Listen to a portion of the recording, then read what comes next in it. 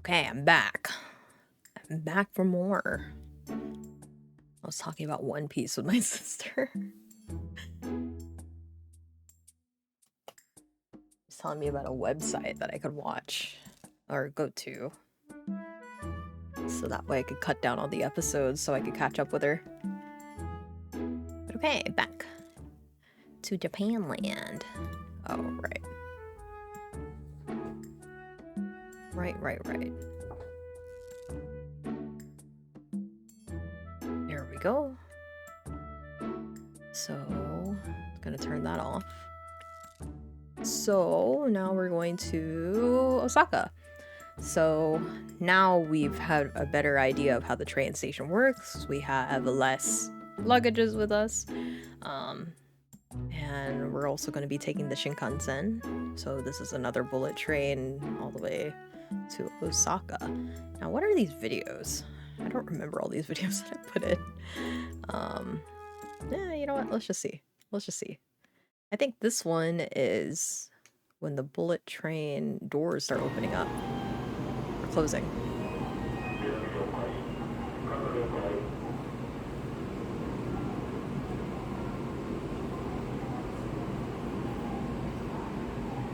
It's pretty relaxing, like waiting for the trains. Just chilling around here. It was pretty warm this day though. Felt kind of warm. I will say though, these trains are quiet. Like, I'm impressed about how quiet they are.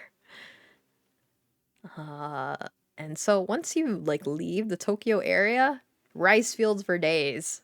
Rice fields everywhere. Sprinkled little towns in between. But rice fields, more trees, then rice fields. literally just everywhere. And from what my tita says, a lot of these are privately owned too. Like just so they can make their own rice. Because they're very proud of that. They're very proud of their own rice, so I was just surprised a lot of them are privately owned because I thought it would be more government owned. At least in America, they're always like associated with a corporation, some sort of government or something, like something bigger than them just themselves. But my tita said no, they're likely just owned by the people that live there. They must be rich, honestly, if they have that many rice fields. But then I wonder to myself, like, when I look at all these rice fields, I'm like, these are probably like the elderly people, right? Who are still working on these rice fields. I'm curious if the people of our age is actually, willing to take that over, do the hard work to take care of these rice, to take care of the rice fields and whatnot. And I think this following video is probably just how it appears. Oh. Yeah, this is leaving Tokyo.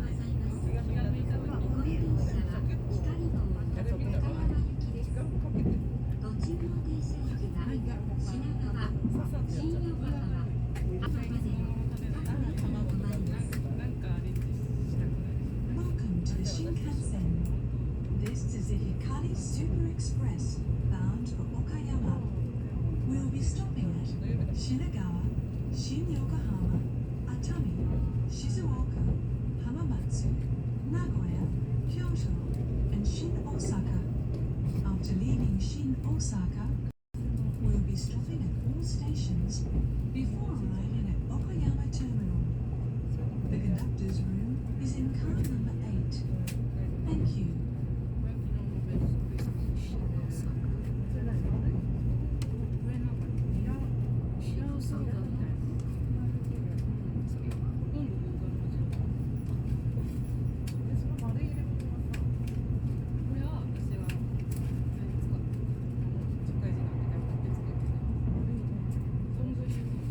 Man, the cityscape is so cool. Like, I'm looking at it now and I'm just like, man, there's so many places in Tokyo we really haven't seen.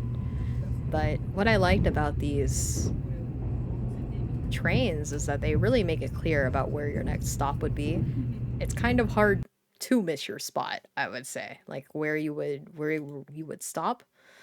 Kind of hard to miss it because they make it clear, they make an announcement every stop, and then they're like, the next stop is so and so and so and so. So really, really easy to use these bullet trains. By the time we get to Osaka, we hit up our hotel, but our hotel is like, oh, check-in isn't until 2 p.m. We came a little earlier, it's probably like noon. So we decided to stop by the shopping mall that's right next to it. It's called the ATC, Asia Pacific Trade Center. And it's a nice mall. When we were walking down this path, we could hear like Hawaiian music playing. And like as we got closer, I could see like girls girls dancing Hawaiian dances, right? And I'm like, oh, something must be going on there, right? Like a performance or a like some sort of like music festival, I suppose. No, and we find out later that yes, it is a music festival, but it was easy to walk here. It was really close to where our hotel was at.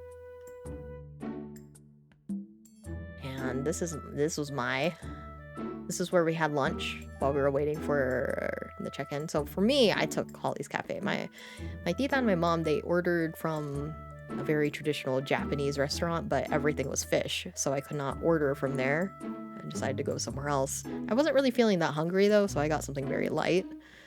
But for them, this was their meal. It's like sashimi with some of the pickled radish and the bamboo shoots, carrots, and drinks, of course. Miso soup. So very like a traditional kind of meal set. I wish I could eat it, but obviously I cannot. For me, I ended up getting this little hot cake. I did it wrong. So the aesthetic is off. But what I was supposed to do is I was supposed to put the syrup and like do this side first and then put the cute little like whipped cream on top, but I pooped out both of them at the same time and I was like shocked. I don't think I was supposed to do that. But it was yummy. This is probably the closest I'll get to eating like the souffle pancakes. I wish I had those. Did not get those. But this hot cake was, good enough for then. And then outside of the eating area, or the cafe, or not cafe, the cafeteria that we ate at is that seaside terrace. This one right here. It looks out to the sea, which is this. So very, very picturesque area. Good weather. The sun is warm, but the wind is cold, so it really balanced out to not feel overwhelmingly hot or anything like that. Really nice place. Originally I took a video on there, and then later on it said don't take video, and I was just like, oh, I didn't notice that at first, so I deleted the videos. But what festival was going on here was a Hawaiian festival. So they were singing Hawaiian songs, and the girls were dancing and doing different performances, and people were just sitting around watching, just quiet, chilling. Here it was hot. The sun was pretty hot here, so we're trying to find some shade. But my mom and my tita were kind of like reminiscing because when they were in high school and early college, they knew how to do these Hawaiian dances, and they were also asked to perform back in their day. They were asked to perform to do Hawaiian dances, especially my tita. She was actually feeling super nostalgic because she was a professional dancer, and she learned all these different dances, and Hawaiian was of course one of them. So she was like looking at their style and kind of like dancing along with them in her own way. But she's like, it's a time long gone now, so she just liked watching them out of nostalgia. Also, like I said, it's a shopping mall, so there was like some shops in there, and there was like a full shop of just gacha machines. So I found one that was made for me. I didn't get anything, but I was like, you know what? These little jumping spiders are really cute. Now I kind of have like a slight regret. Maybe I should have gotten a jumping spider after all, but I was like, this one's tailored for me.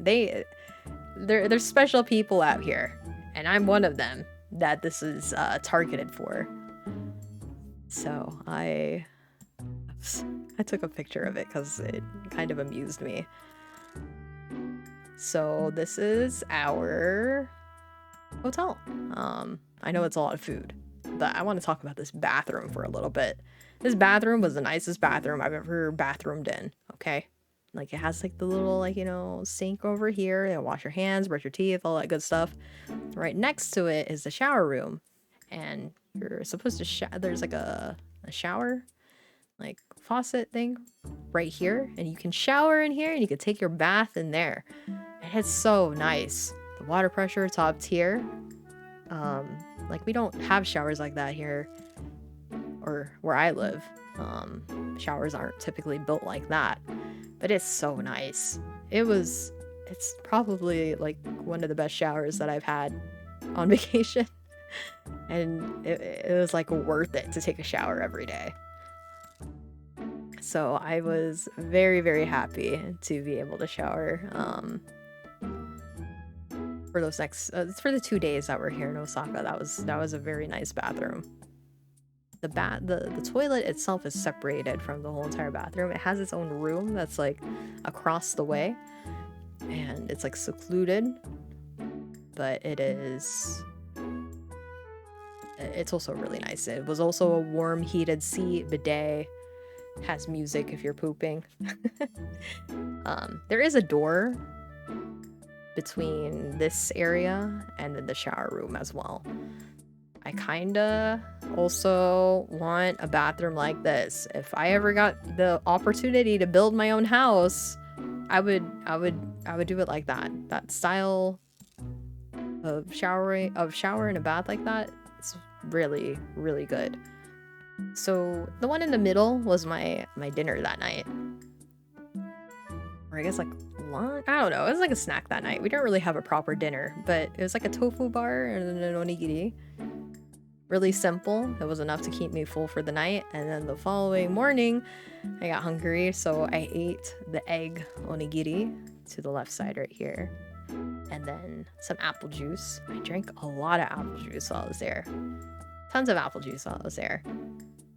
And then, of course, the steamed cheesecake up on the right side, that I also ate too because I was still feeling hungry in the morning. Later on, I learned that the egg onigiri was my sister's. She actually grabbed that, and when she found out, she was like, somebody ate my egg onigiri. I looked at her and I'm like, oh, it was me. And then she kicks me because she's upset that I ate it. But I get it. I'd be upset too if somebody ate my food. I'm so sorry. I made it up to her later. And yeah, with all these simple snacks, here I am thinking to myself, like, how did I gain weight? Y'all, I gained like a full-on 6 pounds while I was there. But I also walked a lot too, so now I'm just wondering, is it muscle? Did I just gain muscle while I was there? But nah, I think I just straight up gained weight. So much food, but then at the same time, I had like so little food too. It's weird. I don't know. I'm not sure. But yeah, we all gained weight. So day 5, Universal Studios in Osaka. The only reason why we're here, that's the reason why we made a stop in Osaka in the first place, is so we could go visit Universal Studios, specifically Super Nintendo World. Or Super Nintendo Land, because that's the one. That's the place we gotta be, right? We got our tickets. It was a really easy bus ride because the hotel has a shuttle that goes straight to the Universal Studios, so we took that and did our walk through to Universal, and it was good to get there. Now here is like the experience. All right, so we're in here. We walk all the way to maybe right here, actually. Like around this area right here. And then we meet up with a stop and we're like, huh, what is this line for? So this part right here is pretty much this entrance, right? We walk up there, there's a line, and I'm like, I'm not sure what this is, but let's just line up and see what's going on. And they asked me, do you have a time ticket?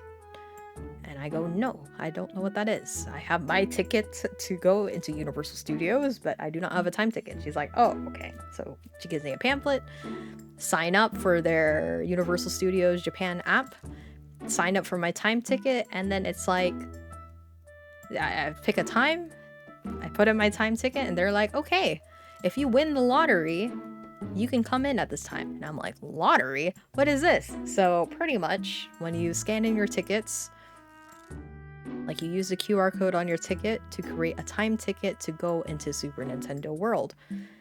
When you create that time ticket, it actually puts you into a lottery to decide whether or not you can go in there. So that time ticket has like an ID number, and the last three digits and letter will be associated with your time ticket. The lottery ticket system. Yep. So what it is that I have to wait until, because I got there at 10:50. They said, give it an hour, the lottery will go on, and if it matches, then you can come in. So what it is that we were waiting in Jurassic Park. We're waiting in Jurassic Park, which is nearby, and I'm watching these kids grate a Triceratops because there's like a dinosaur meeting time, right? And it's so cute watching them.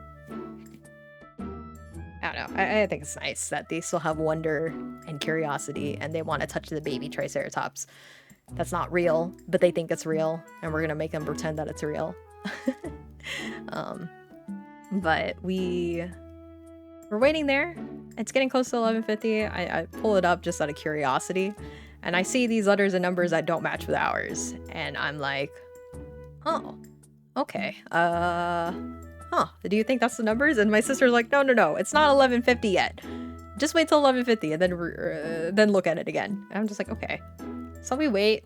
We're drinking our sodas and eating. Well, I'm not eating. I took a few bites, but that's like a chicken leg, like a big old chicken breast leg thing. And 11:50 rolls around. We look at it. We didn't win the lottery. My mom and my tita are so frustrated because they didn't know about the lottery system. I also wasn't aware of the lottery system too. I guess I should have, researched it more, but I was under the assumption that it kind of worked like Disney. Like, apparently Disney Sea, it's all lines, right? But for this one, they have the lottery ticket system for both the Super Nintendo World and Harry Potter. And it is a one-time ticket. It's like a one-time time ticket per ticket. So if I wanted to go in there, I'd have to try again tomorrow with a new ticket entirely. So it's gone. The opportunity to go inside there was not available to me because I didn't win the lottery. Our numbers didn't match up. So my aunt was so frustrated though. She's like, what kind of system is this? And I had to laugh at her because when she realized what was going on, or that we didn't win, she's like, you guys came all the way from the US and they're not letting you in there. She became like a little mini Karen for a little bit, like asking the attendees about it too before we completely left the area just to wait for the lottery, right? She was just like, this isn't fair. And then the whole entire time we're sitting there and I told them about the lottery results, she's like, this is the Japanese way. This is why I hate being in Japan. And I'm like, Tita, you can't say that. You live here. She's like, no, it's the Japanese way and it frustrates me so much. Why are they like this? This isn't fair. She's literally like saying all these things in both Filipino, in English, and in Japanese about her frustration about how they run things. And it's like, it's not even just she starts making examples out of other stuff, right? Of the Japanese way, quote unquote. And she is just beyond frustrated. Like, me and my sister, of course, we're kind of sad. we are kind of bummed because that's really the only reason why we went there. The only reason why we went there is because of Super Nintendo World, but we couldn't go. So in the end, we were just like, that's okay. And my mom and my tita are like, it's not okay. And I'm like, okay. So we try to make the most of it with all the other places, right?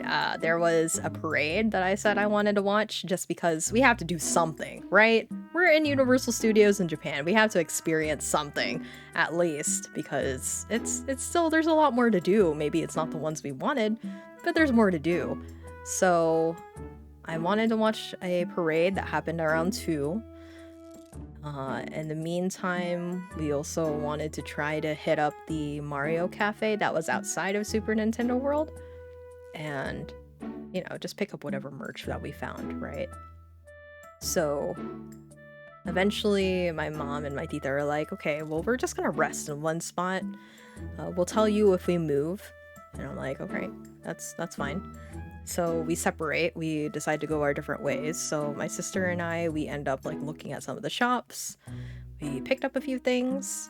At the time, at first, I was just like, I don't want to get any Mario stuff because I'm so sad that I couldn't go into Super Nintendo World.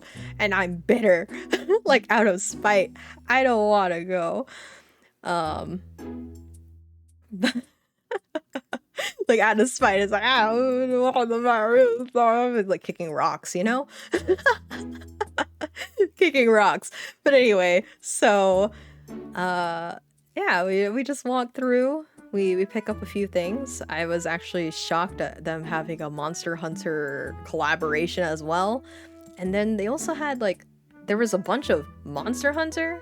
Like there was a Monster Hunter section, there was a Detective Conan section, and there was a Spy X Family collaboration going on there too. So they had like all this merch set up next to like Peanuts and Minions and Nintendo. So it was like a really weird like mix of all sorts of things right next to each other, but I was like, you know what, whatever. I wish I was kind of more into Conan, but I mean, I like it, but very not like a big old fan about it, right? So at one point we end up watching a show at Waterworld. Waterworld was gonna happen around like 1 o'clock or so, or no, sorry. Yeah, 1 o'clock or so. So my sister and I decided to watch that. And you know how before a show there's like some people that hype up the crowd so they can be entertained and be more involved by the time that the show starts. The people who are running that show are so charismatic. Even though I didn't understand everything that they were saying, because there was like specific stuff and they talk really fast, they're really snappy, but the way that they were able to encourage the crowd to really like just cheer. This is just one guy, okay? One guy standing in front of this whole entire crowd, and this Waterworld like show, it's full to the brim.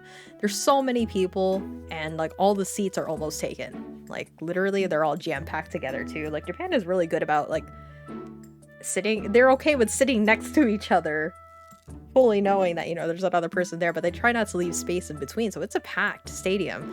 And this one guy, he's so good at like trying to get everybody involved, and he's so eager to get people wet too. He would literally take water and just spray it all over them.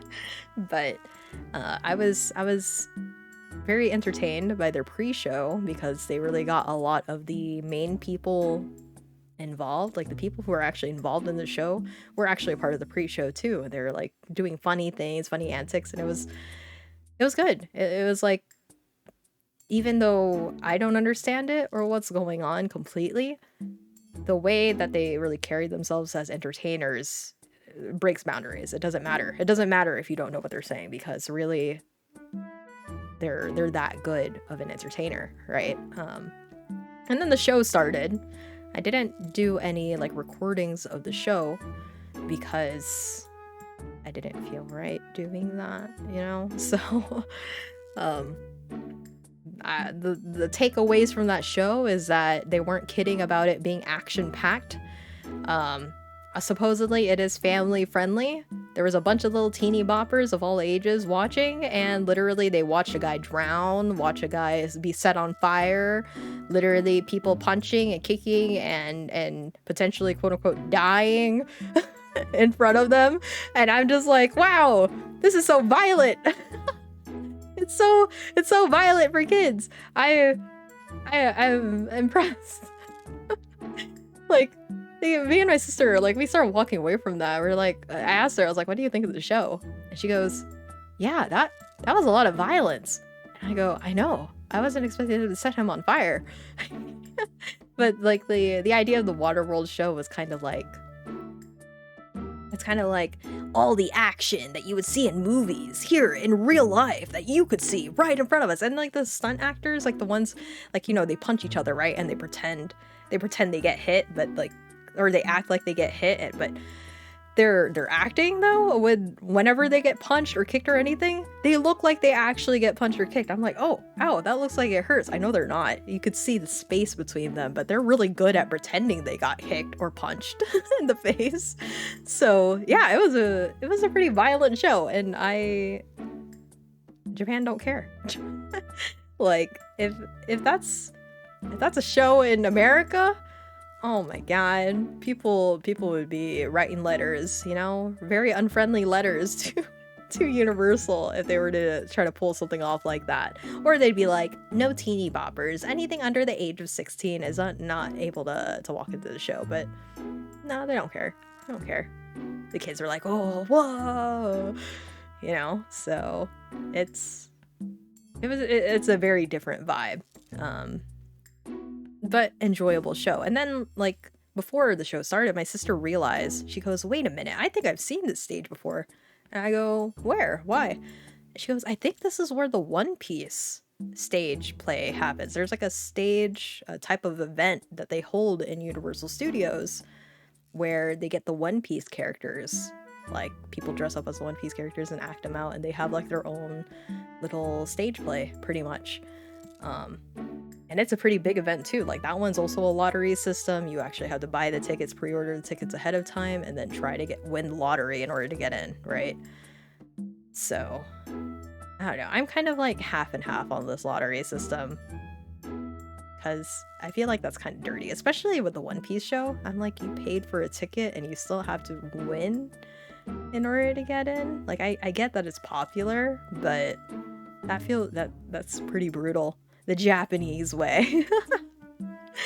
But yeah, my sister was like, man, I wish it was a One Piece show, because she thought there was still like a lot of One Piece in Universal Studios, but there wasn't any One Piece there.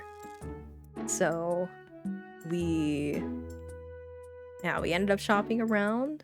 We eventually got our like Mario. We got some Mario merch because she wanted like a drink and I wanted to try the peach float, so we tried that too.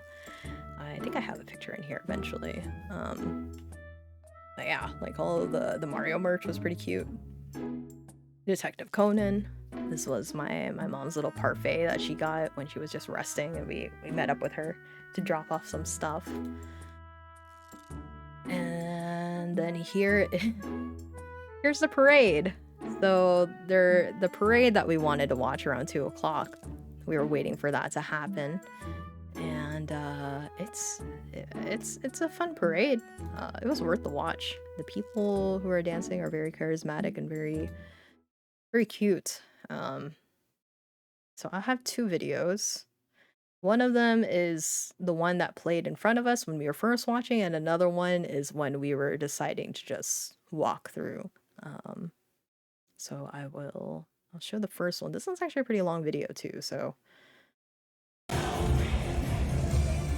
very active.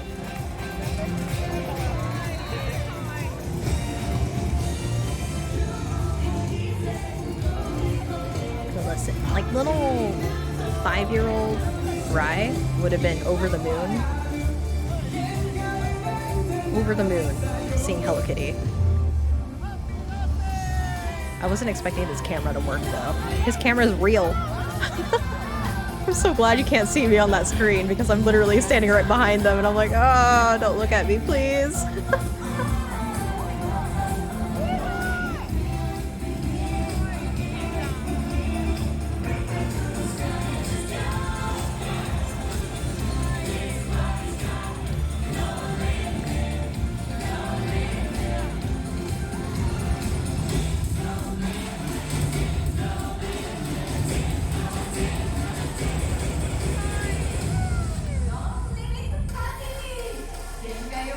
Kitty parade. Hello Kitty parade.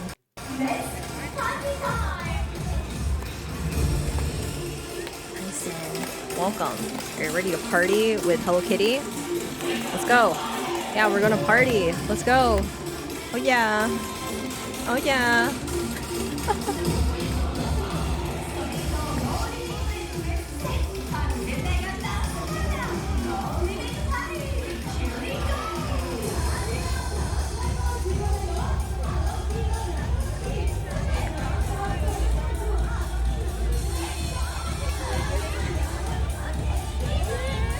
I'm gonna put a smiley face for this time. It's a good time.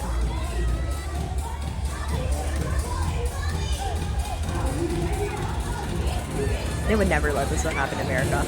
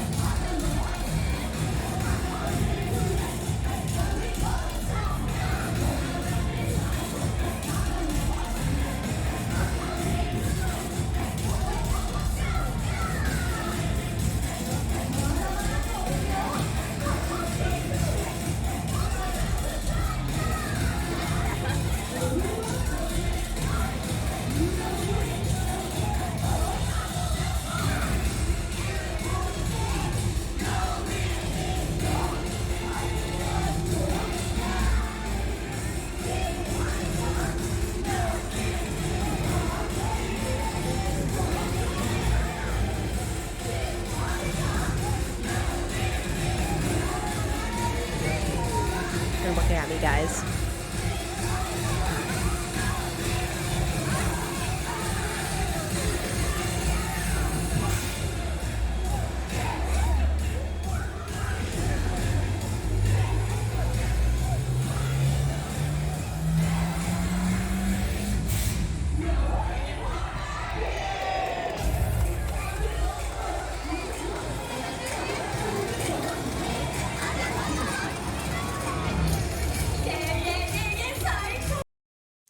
All right, nice. There was a Pokemon float, and my sister later on takes a video of pretty much the same thing, the dance break. She takes the same thing except with the Pokemon one instead, but the Pokemon one is like far in the back, so we had to see it when we were walking to the Mario Cafe. But her favorite thing about this is Pikachu jumping. So, this one. And I'm like, why did that guy go so hard?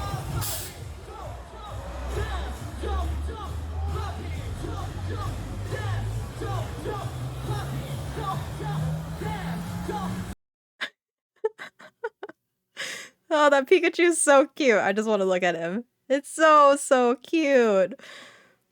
It's really cute.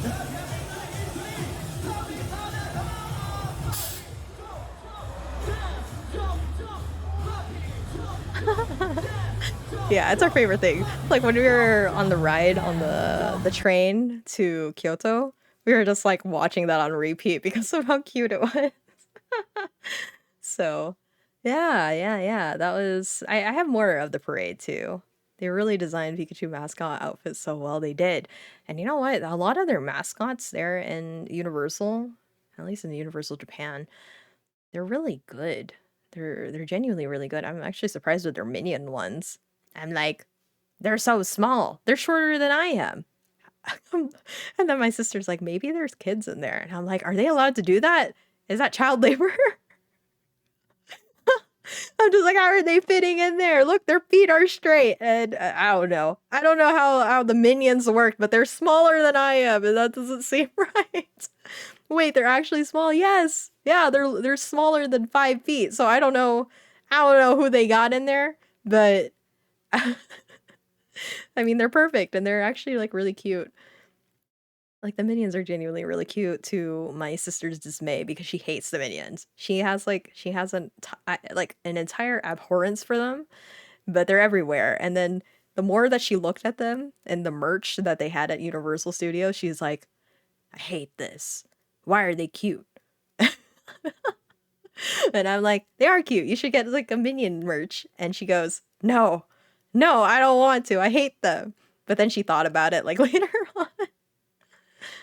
There has to be some sort of engineering inside that outfit. It's incredible. I don't know how, but, like, even their legs are really their legs, and they're smaller than I am, and I'm like, the only way that somebody could fit in there is if it's a kid, but they can't do that to kids, can they? So, I don't know. They're tiny. They're super tiny. I have no idea how they worked it, but, I mean, they're cute. We had a ticket to meet Snoopy, but I didn't know where to meet Snoopy, so we didn't get to meet Snoopy. Um, yeah, so, because of our loss at the Mario at Nintendo Land, Mario Land, we at least visited the Mario Cafe. So this is what they had. I got the Princess Peach's peach soda. I vote engineering inside the outfit that allows people to be that small. That's fair. It was good. The peach soda was good. It's as you expect, peach flavored with like a dollop of ice cream in there. Really simple. But my sister really wanted the mushroom drink bottle. What's your Yelp review? What is the rating system on Yelp? I, I don't go on there very often, but my Yelp review, Mario out of 10. But taste-wise, the drink was what you would expect, probably like a 5 out of 10. Let's be real. It's nothing that too it's too exciting.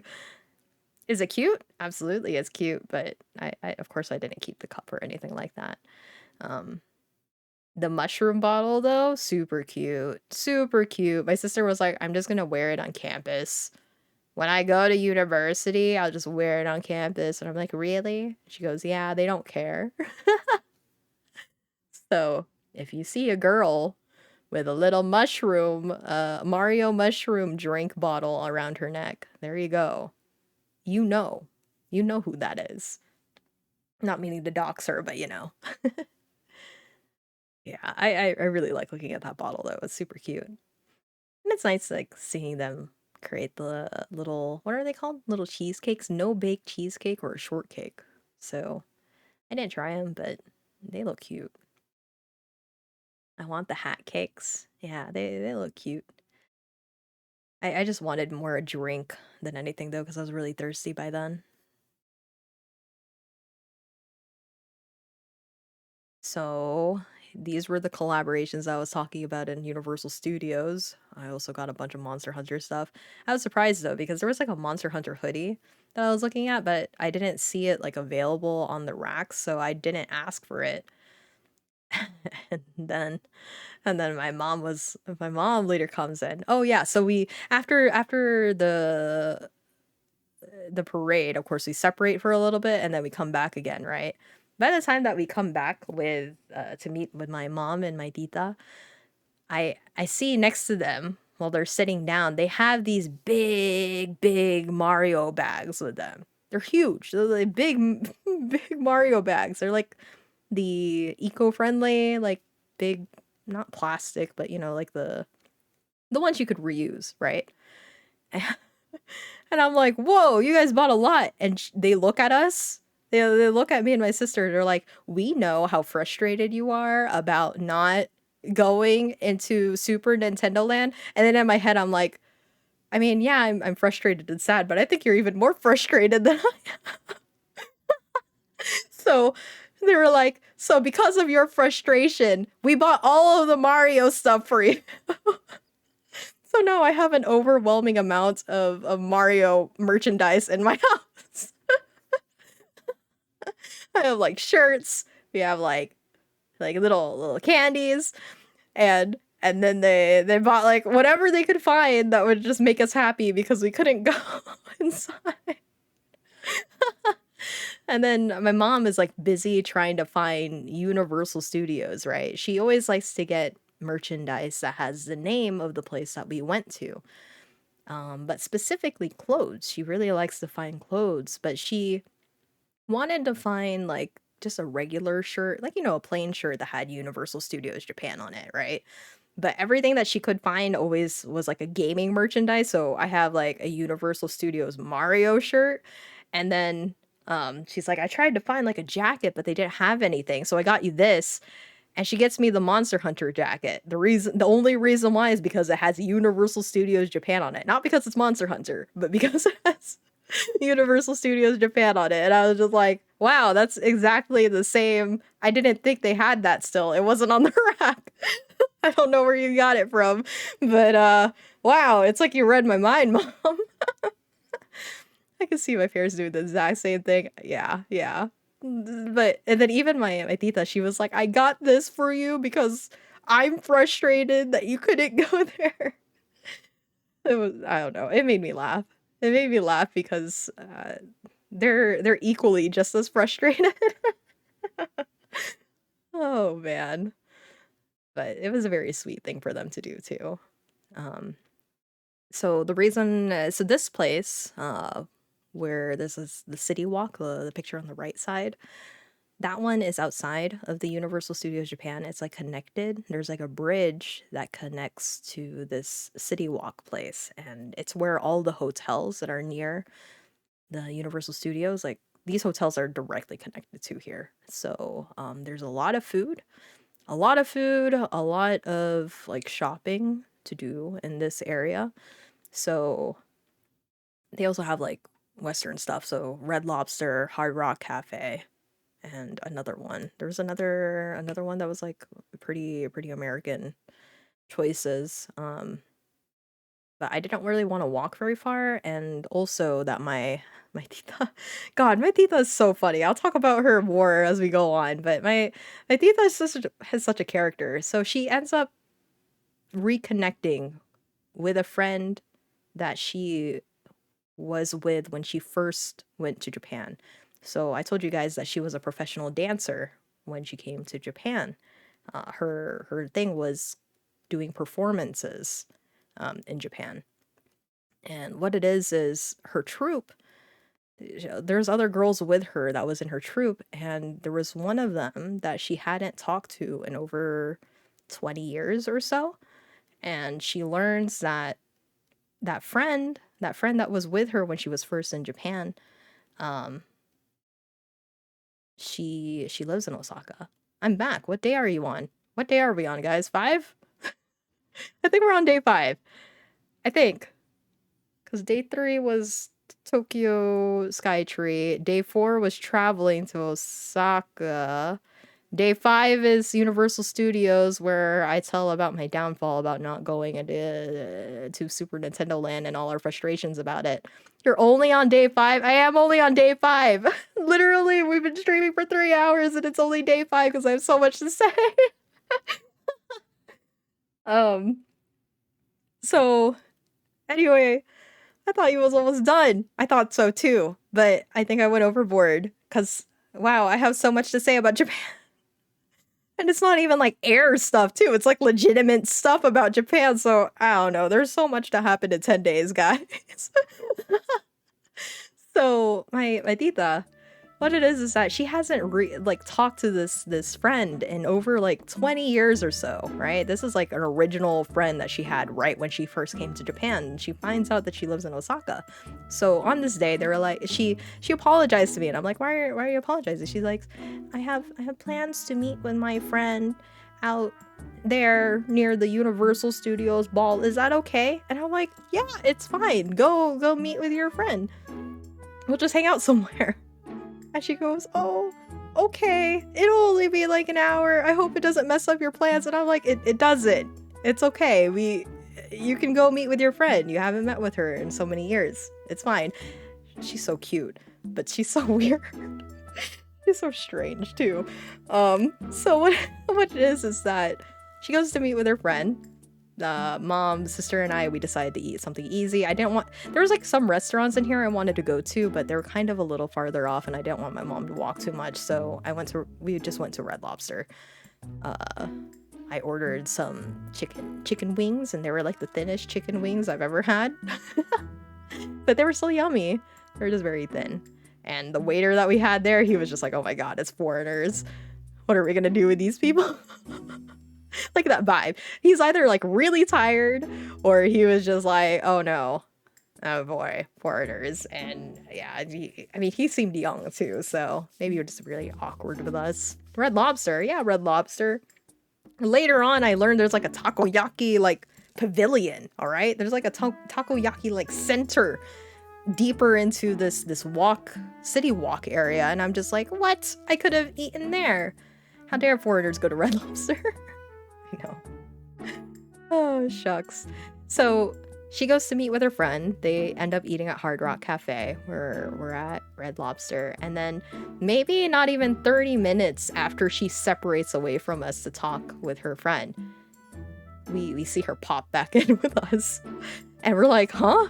Tita, why are you back? Aren't you supposed to be like with your friend? And she goes, oh no, it's okay. I told them I was just gonna come visit you guys because I was worried about y'all, and I had to break away because I don't know what they're talking about anymore, and I don't understand. So I wanted to find a reason to leave, so I came here.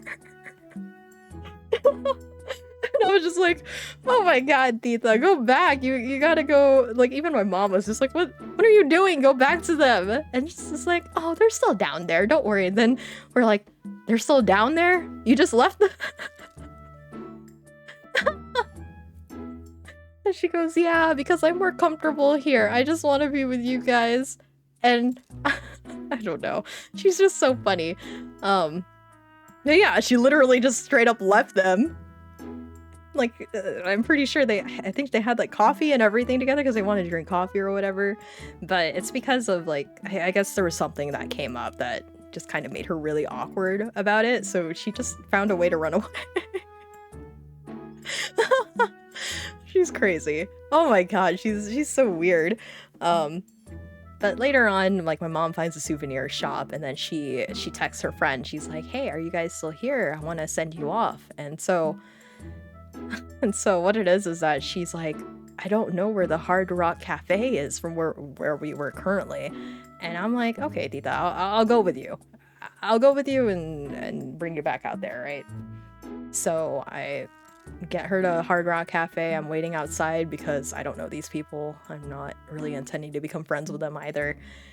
And then Tita comes out. She's just like, oh, don't wait out here. Or like, originally she's like, oh, okay, just I'll see you in a little bit, because she's not going to be long. But then eventually she comes back out. She's like, no, come in.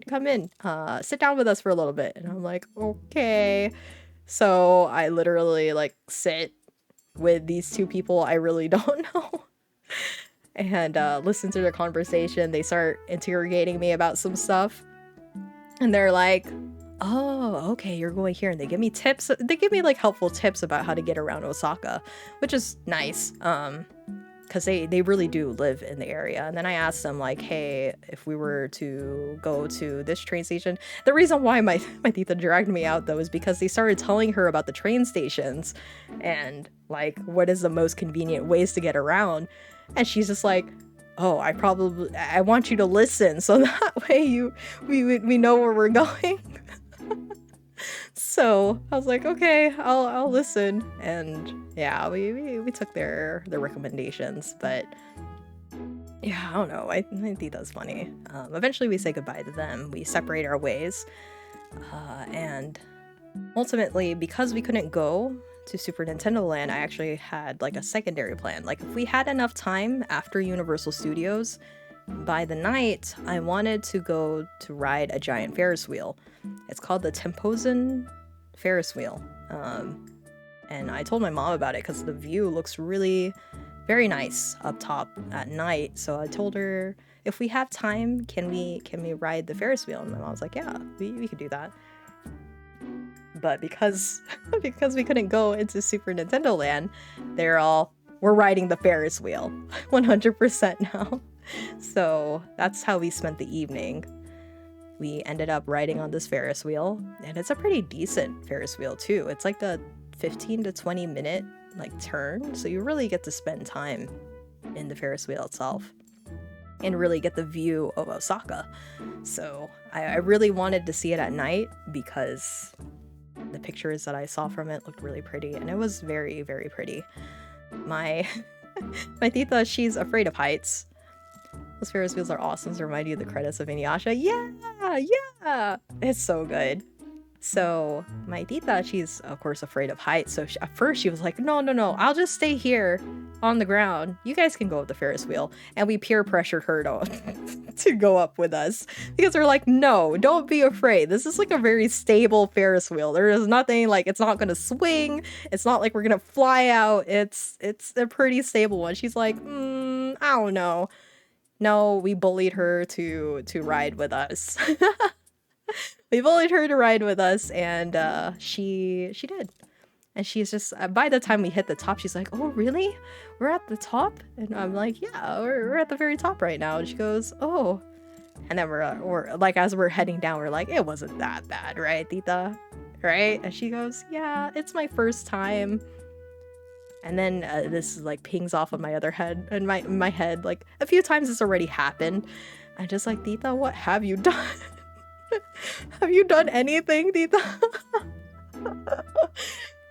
Oh shoot. I was just like, how is this your first time on a Ferris wheel? Tita, oh my god, what have you been doing? Excuse me a minute, gonna go watch the end credits. Oh, top tier. But yeah, it was her first time, and she's like, I'm so happy I was brave enough to go onto the Ferris wheel. I'm like, yeah, that's our goal. We try to be brave, face our fears. More reclusive than any of us. Right. But now she was like, okay, if there's another Ferris wheel, I'm willing to try it again. And we're like, yeah, we like that attitude. That's a good attitude. Quick research, if you guys went at 8 a.m, you guys could go in almost no question. Ah, man, that would be nice. But we were waiting for the bus thing, and I think we woke up early. And I believe by the time that we were there, it was like 9. So yeah, we barely missed it. Yeah, so it was already too late for us. All crazy. Well done. Yeah. So we went up there to do the Ferris wheel, and I am happy at least we got to do that. And, you know, give Tita another first time, right? There is a little shopping mall that is right next to the Tempozan. The Tempozan area is actually pretty, like, it's a small town area kind of feeling. Like, there's no, like, big buildings around it.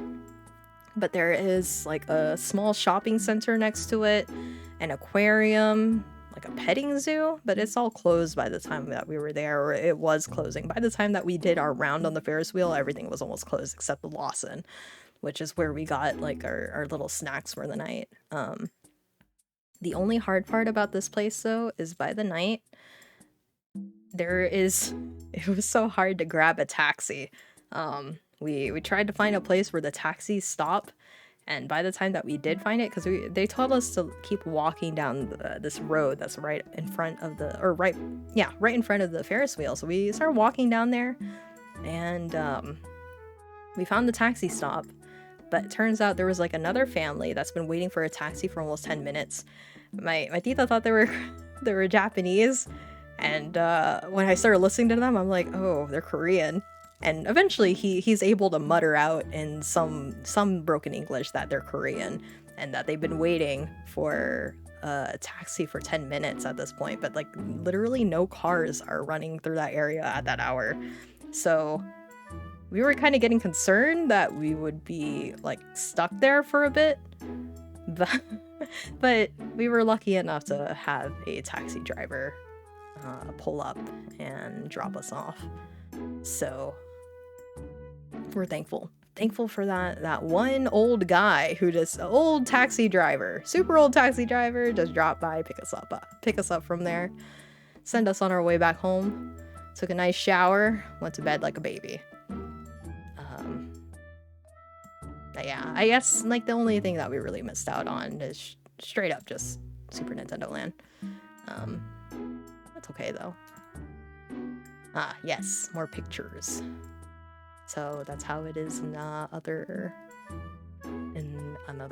angle, another view as we're going back up, or actually going down. And then I also got some takoyaki, but it was like some leftover takoyaki that was left. It wasn't really the best thing on the planet, but it's okay. I make up for it later. I make up for it later with a better takoyaki. So, day 6 was a very travel heavy day. We are trying to go reach to my aunt's house, and we do multiple stops. So, from Osaka, we go to Kyoto. And Kyoto was really cool. It has like a very small town vibe to it, even though it was like a very city area. The Kyoto station looks really, really nice. And it's pretty easy to navigate to Kyoto Station. The coin lockers there are pretty abundant, really simple to use because we had to like leave our luggage because we had a lot of luggage with us. So I'm thankful for the coin lockers for being as big as they are. But yeah, Kyoto Station, we stayed here for a bit because my mom wanted to hop on, hop off here as well. But the thing is that by the time we get there, I was hoping we would get there fast enough so we can catch the very first bus. So that way we actually have time to see at least one of the temples or one of the shrines. But then after we dropped off our luggage, they're like, we need to use the restroom. And I'm all, okay, you can use the restroom. And we missed the first bus. So I was kind of bummed about that. But the next bus came in around 10:50. We ate like an easy breakfast at the 7-Eleven at the station. And then from there, waited for the first bus to come by. Now, Kyoto is another place that I would like to revisit because we really didn't get to see a lot.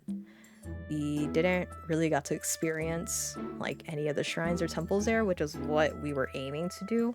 But because of our tickets, we had very limited time here. So when we did the hop on, hop off, we were able to see a bunch of these. We were able to see them, but not go into them or really explore them. And the one place that I really wanted to go to was the Golden Pavilion, or Kinkakuji Temple, but I could not go. So very bummed about that, but it's okay. That means more of a reason for me to go back to Japan, right? But here is like a video of like riding the bus and seeing like really the preserved shrines and temples and castles that they had in Kyoto, and really wishing I was able to go into one of them. The Golden Pavilion is beautiful. The Silver Pavilion is a lie. Yeah, I really wanted to go to the Golden Pavilion, but we were just running out of time. And I mean, we could have tried, but nah, I didn't want to risk it because I didn't know how often a taxi or how easy grabbing a taxi was too, so I didn't push it. Never next time visit, absolutely. Yeah, I want to go back to Kyoto because there's so much to see there. The castles, the shrines, the temples. They all look very nice, and I wish I had the opportunity to really see them. But I did not. So we make it to Nagano after how many hours? 3 hours ish? 2.5 hours or 3 hours? I went when I was there. It's beautiful, but it takes you hours out of the way next time. You're right. Because when they dropped us off, I was like, okay, let me see how far away the Golden Pavilion is from the stop that they had for us. And when I realized that we had to enter like this whole entire area for it, I was like, there's no way. There's no way that we could go in there and see it. And be able to catch a taxi before that too. So it was a lost cause, but yeah, we got some like cute little goodies for it. It's far from everything. It is far from everything I saw, and I was just like, shucks, I really wanted to go. But it was just too dangerous to try to push that. Um, so after 3 hours roughly on the train, the Shinkansen to Nagano, we take an early stop to where the town is located at.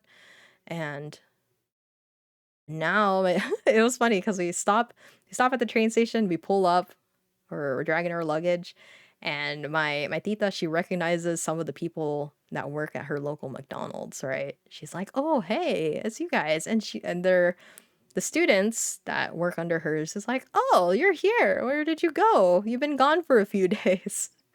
So she introduced us to her workers, and they're like literally little teeny boppers.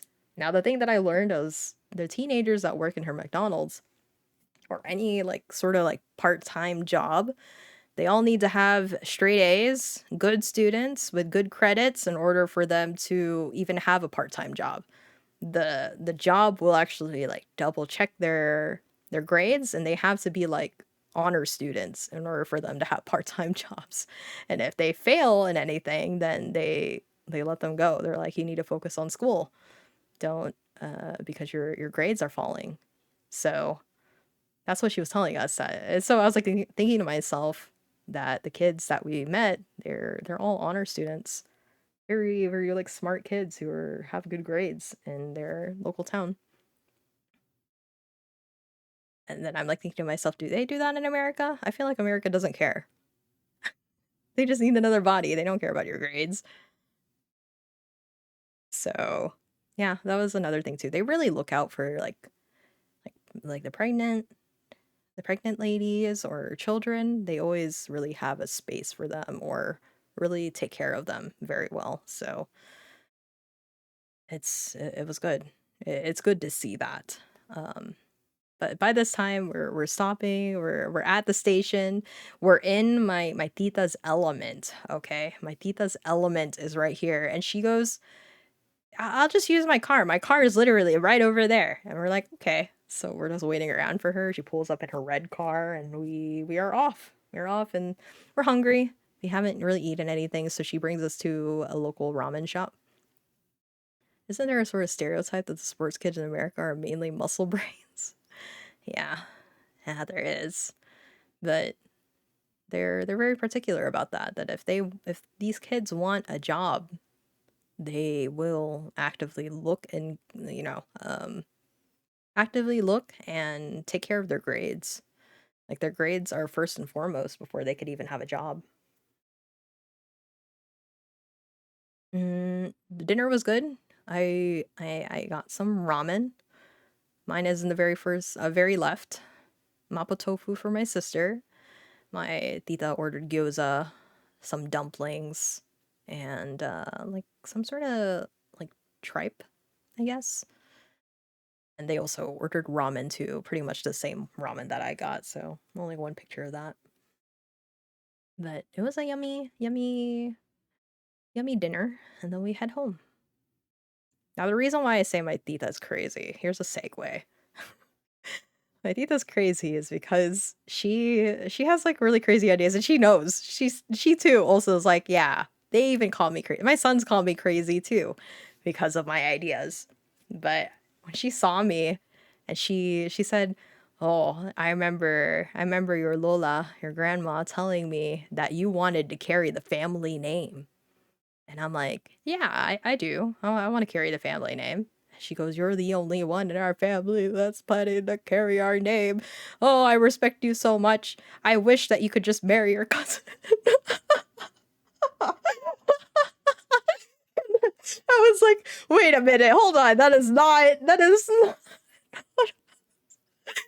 was thinking." And she goes, "Yeah, I wouldn't care. If you could marry your cousin, then you could carry the family name. I'd be okay with that." And I'm like, "These, are you hearing yourself? He's my cousin."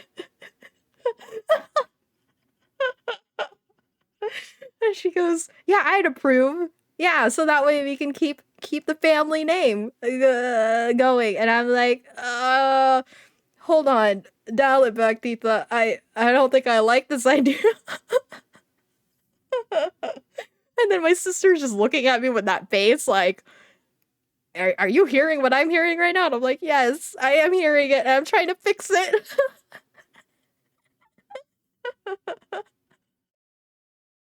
And then she goes on about it for like another 10 minutes, and she's just like, yeah, if only we could preserve it. But the boys are so and so name, right? Because they're, of course, the sons of the Japanese. And actually, on their side, for them, my cousins, my tukuyas, who are twins, they're the they're the boys that are carrying the paternal family name.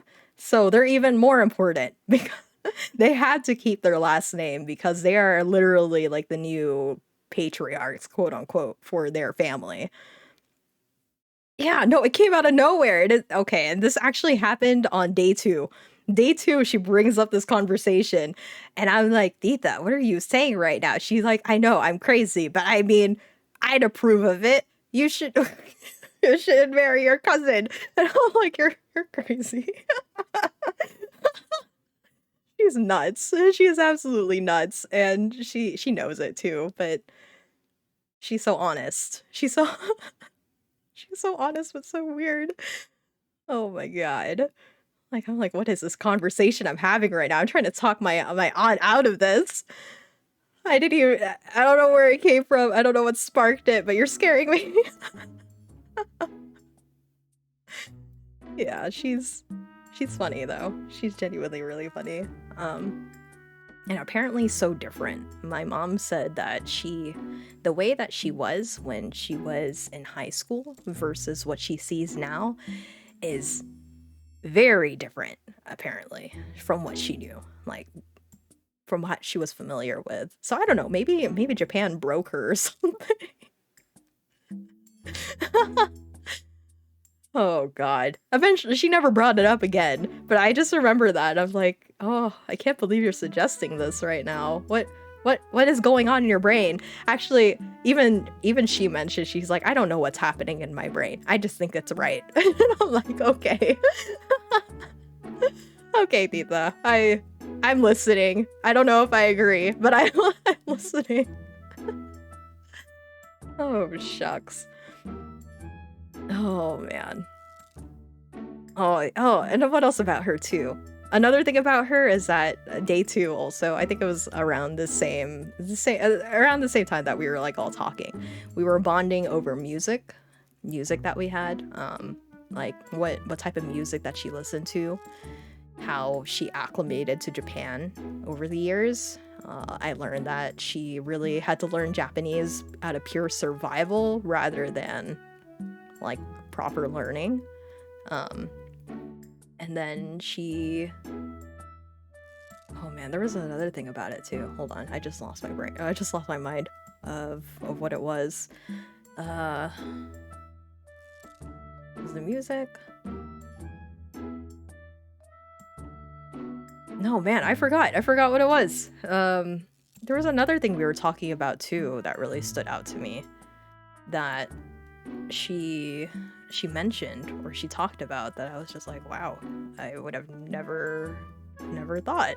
I would have never thought. I don't remember now. It's out of my brain, but maybe I'll bring it up as another segue. So now we're in Nagano. This is her hometown. She is like completely in her element. We got to stay in her little house, and the whole entire time that we're there, she's just like, my house is a jungle. And we're like, what do you mean your house is a jungle? But yeah, we go inside there. It's like a really traditional type of house. Like a traditional like modern housing, I guess. Very small. Living area, kitchen are all downstairs. There is like a separate room that they could put stuff in, but usually that could be used as like what do you call it? Like where we stayed was actually their master bedroom, but they don't really treat it always like a master bedroom.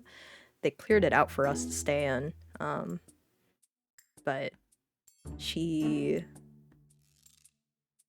was I guess she was just so conscious about how small her house was. And I mean, that's a lot of us inside the house too. Typically, it's just the four of them. Her, my two cousins, my twin cousins, and of course her husband. But now there's 7 of us in the house, so it was pretty cramped. It was pretty small, and we tried our best to make sure that our stuff wasn't in the way. We always kind of kept it in our area, tried not to cover up too much.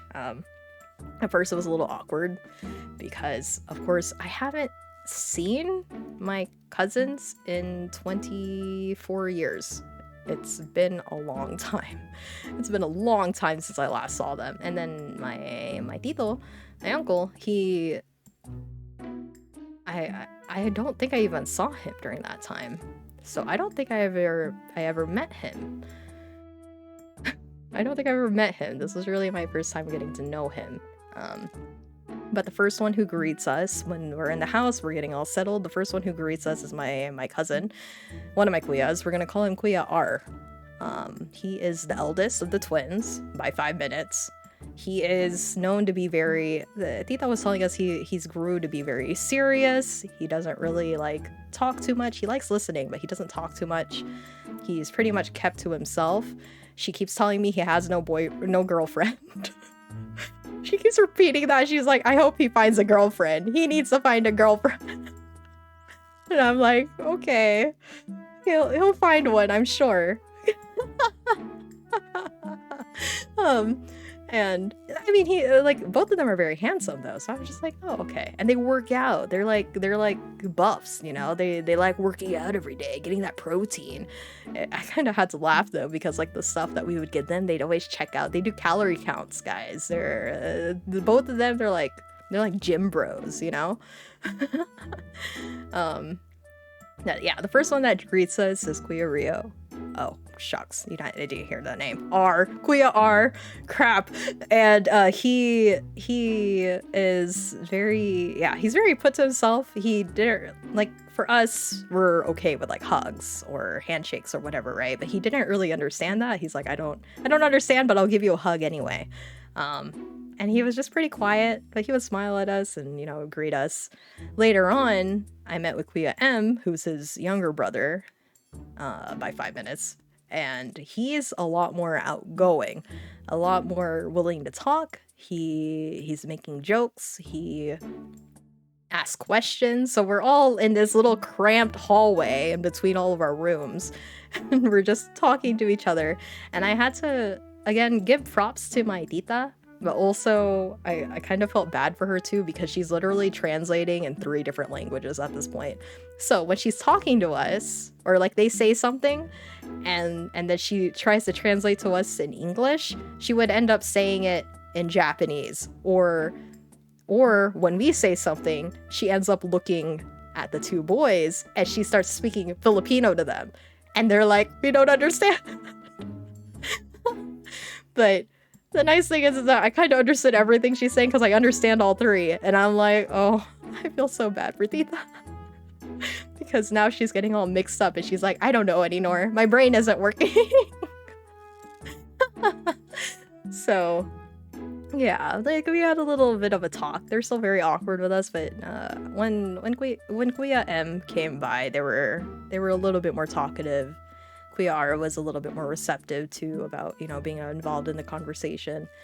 And that's when we learned that they kind of know, my cousins kind of know a little bit of English. They understand it, like listening more than, but they just can't speak it. So they're able to pick up our conversations here and there. Maybe not everything, but they're able to understand so long that we speak a little bit slow. To be frank, if my mom tried to pimp me out, I'd also be awkward. No, that's my tita. I don't even think. No, that's not true. I think she did mention it to Kuya R later on, because the one that she said that she wanted me to quote unquote marry was Kuya R. And I was like, tita, that is so bizarre.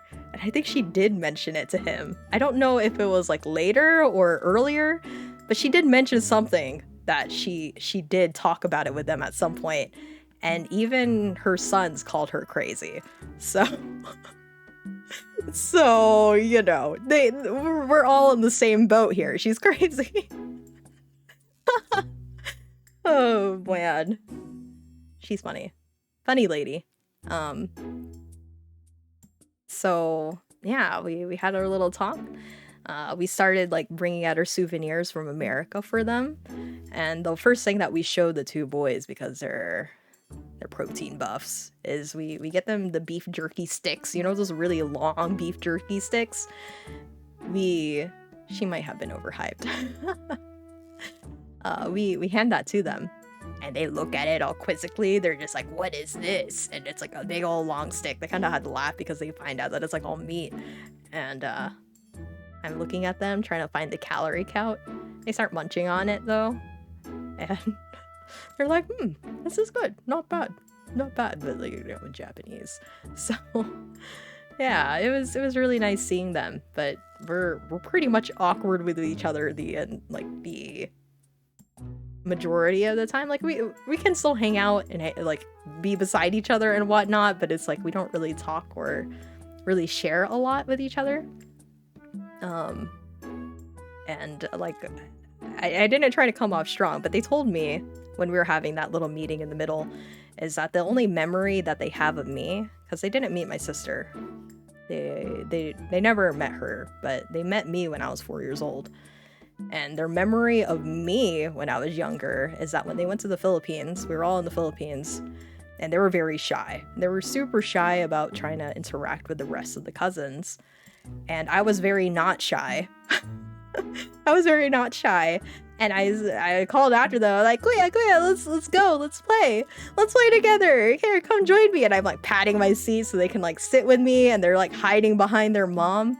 But eventually they warmed up to me, and I guess we played with each other for a little bit. My memory of them when I was 4 years old is that I remember being with them, and they had a Game Boy, and I played their Game Boy, and it was Kirby. And then they would laugh every single time I died. But that's my only memory of them when I was younger.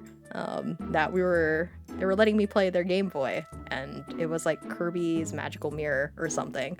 So, or whichever one, the black and white one that was on the Game Boy, the very first Kirby game on the Game Boy. That was the one that I was playing. But yeah, that's really our only memories of each other when we were younger. So it's like really meeting a new person all over again, right? They're older than me by 2 years, so we're not that far in gap of like age. That they really feel like they're in a different like phase of their life than I am. They're probably not, but they do feel like it. They also probably think I really like apple juice because that's all I drank when I was there. Just a bunch of apple juice. So yeah, that was the first night. We all settle in, take our showers. Their showers were similar in that they had like the shower area and then the tub right next to it.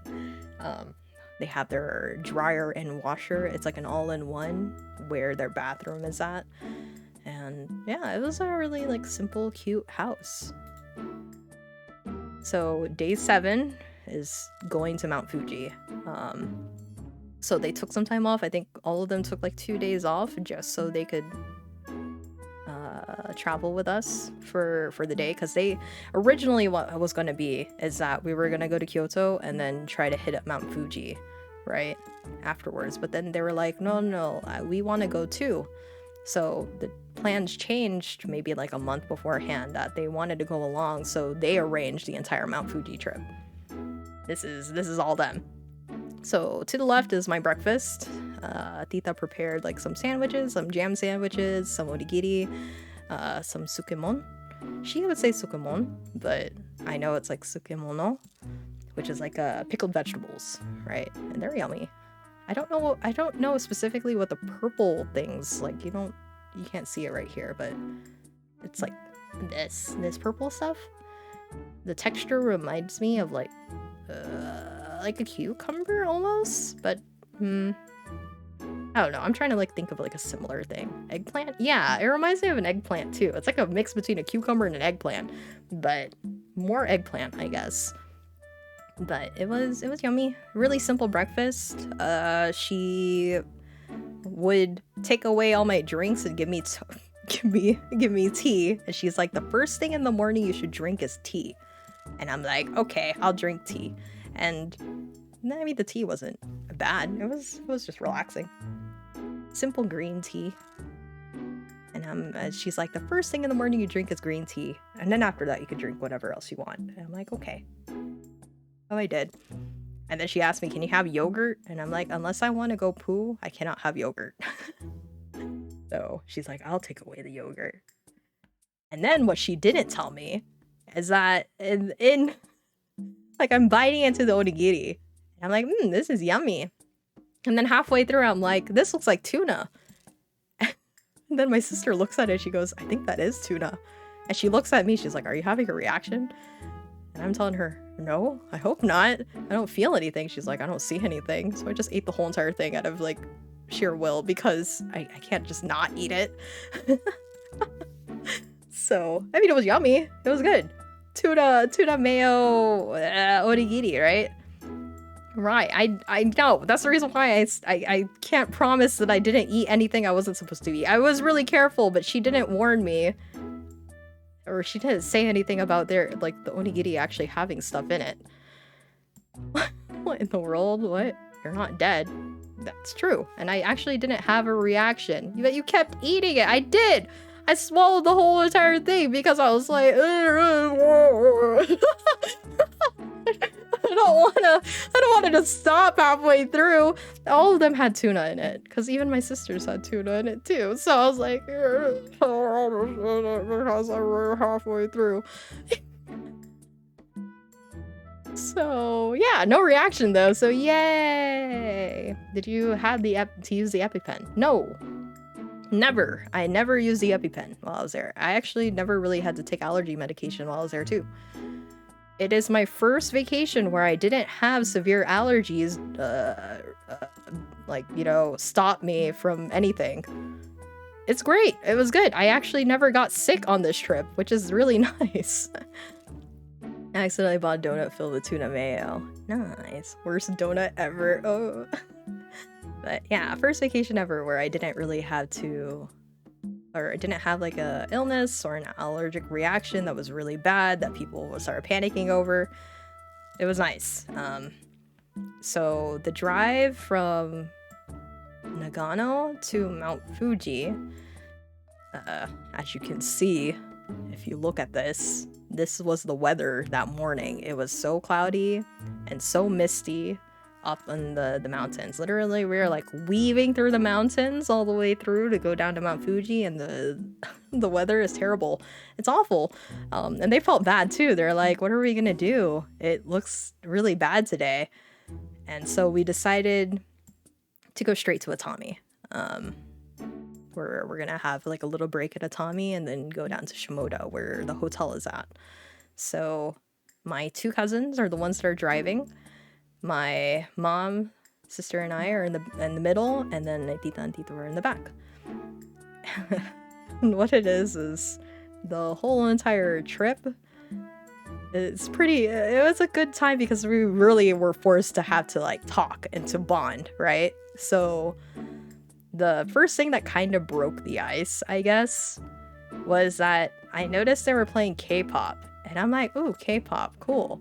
I just mentioned it offhand, right?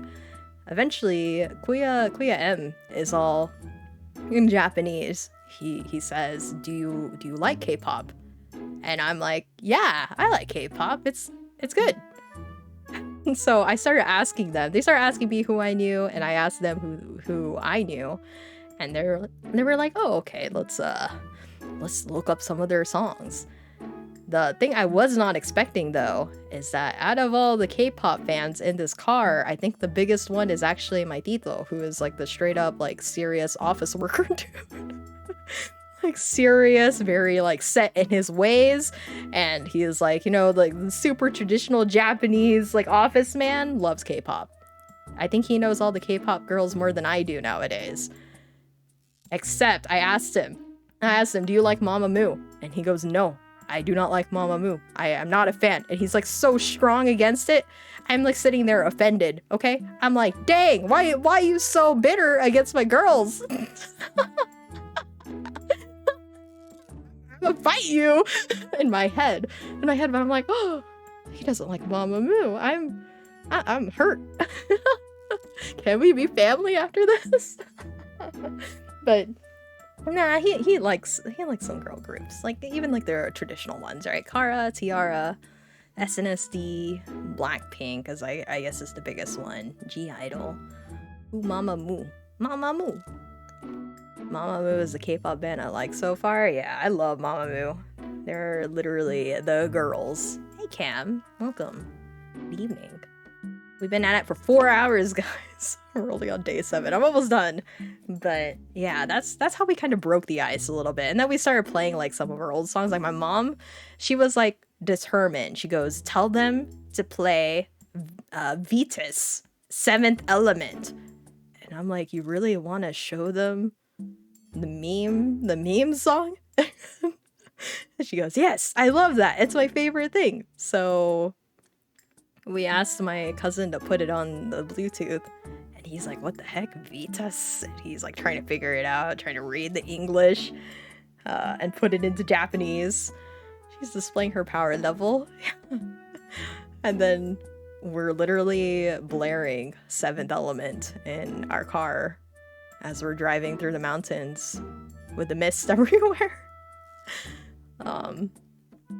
So yeah, we ended up playing a bunch of our songs together until we hit Atami. So there was like the other conversation we had is that Tita asked me, she was like, what do you want to ask the boys? And I said, is there any place you guys want to travel to? And Kuya M, he's like, immediately, Las Vegas. I want to go to Las Vegas. And my mom and I are surprised. We're like, Las Vegas? Why do you want to go to Las Vegas? And he's like, Akira Kira. So it is very bright. He likes the lights. And then I'm like thinking to myself, is it really just the lights? Is it truly just the lights you want to go there for? And so we start telling him about it. We're like, do you know what's in Las Vegas?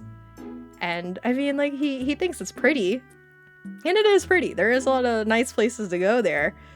But then my mom starts showing him pictures of the board, the strip, right? The strip is pretty nice. But then she starts showing him pictures of like she went to Las Vegas with my aunt, with another tita and tito, maybe like 2 years ago-ish. And while they were there in the strip, she met with so many different faces there. She's like, hey, take a look at this. And it's literally like these 70-year-old elderly couple in like a bikini and a Speedo, just straight up in the middle of the strip. And she's like, yeah, they all dress like this. And then he's like, check out this lady. And it's literally like these, they call like the bikinis, like, the, what do you call those? No, like they call it tea-back in Japan, but it's, the one, what are they called? No, not showgirls, but it's like those little tiny little panties that only have like a string for like the back of your butt. So really it's just your butt, but there's like a little tiny string. It's a thong. Yeah, there you go. Thongs, micro bikinis, that too. But yeah, my mom is like taking pictures, or she has pictures of these people just casually walking through the strip at night. And she's showing it to Kuya M, and he's like, oh, ine. Iyo. And I'm like, oh, Kuya. Like, he's like, oh, this is my style. And I said, I told him, I was like, Kuya, the place, it's wild. And then he repeats, wild. Ine. He's like, I like it. I like wild. And I'm just like, uh-oh. Now my tita, she's hearing all these stories too, and she's like, I don't think I like Las Vegas. Las Vegas sounds dangerous, because we told her it's Sin City, right? And she's like, oh, we can't go there. It sounds very bad. Corruption Arkman. And his twin brother, Kuya R, he's the one that's driving, and the whole entire time he's just listening. He's like, I'm curious what he's thinking, but like he's just listening the whole entire time. So Kuya M is the one that's talking with us, and he's just like, oh, I like the whole entire time while we were driving too, he was so determined. He's like dead set on going to Las Vegas. Later on, I learned that Kuya R, he wants to go to Times Square. But then after a few days, he's like, he still wants to go to Times Square, but he also really wants to go to the Grand Canyon. So we're like, well, go to Las Vegas. We can take you to the Grand Canyon so you can see. And he was really interested in the Grand Canyon too. Like he knows a lot about it, which, I mean, I didn't get to talk to him about it, but it was my mom. She was listening to him and she said that he knows a lot about the Grand Canyon and is really interested in it. So yeah, that was pretty much our ride through. My uncle, he was a little bit into it when we were talking about K-pop, and after that he just slept for the rest of the ride. But he didn't really get a lot of sleep too because he was working the day before. How is it only day 7? I have a lot to say. I have a lot to say. So anyway, top right, that's Atami. Atami is known for like a paradise city, a resort city. Like, if it was a nice day, this place would be really pretty at the beach. I'm gonna give you hell every day. I know. But at the bottom, that's pretty much what the weather was like. It was rainy, it was cloudy, kind of like misty, foggy. I feel kind of dangerous to drive too, because we were like going through the mountains that way, but they were very, very careful because the cargo is precious. So at Atami, we took a break. We decided to eat at Jonathan's. I didn't know anything about Jonathan's, but they're pretty simple. So my mom got like this chicken cutlet sort of thing, and I got like a simple hamburg meal. And the video that I'll show you is this was our cute little server. Look at them. Look at her go.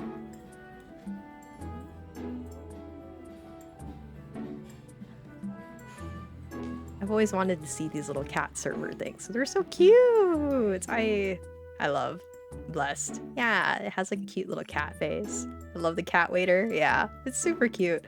So we took a break there in Atami. We took some pictures because there's a nice picture. I'm surprised I didn't put it in here, but even though it was like rainy, the view from Jonathan's to seeing like the beach and like the seaside town, really pretty. Very, very pretty. Even if it was rainy. So it was a nice simple meal. It's also similar in that you order with like a little iPad on the table. You just click on what you want and then they'll just automatically serve it to you on the little cat waitress. So Shimoda.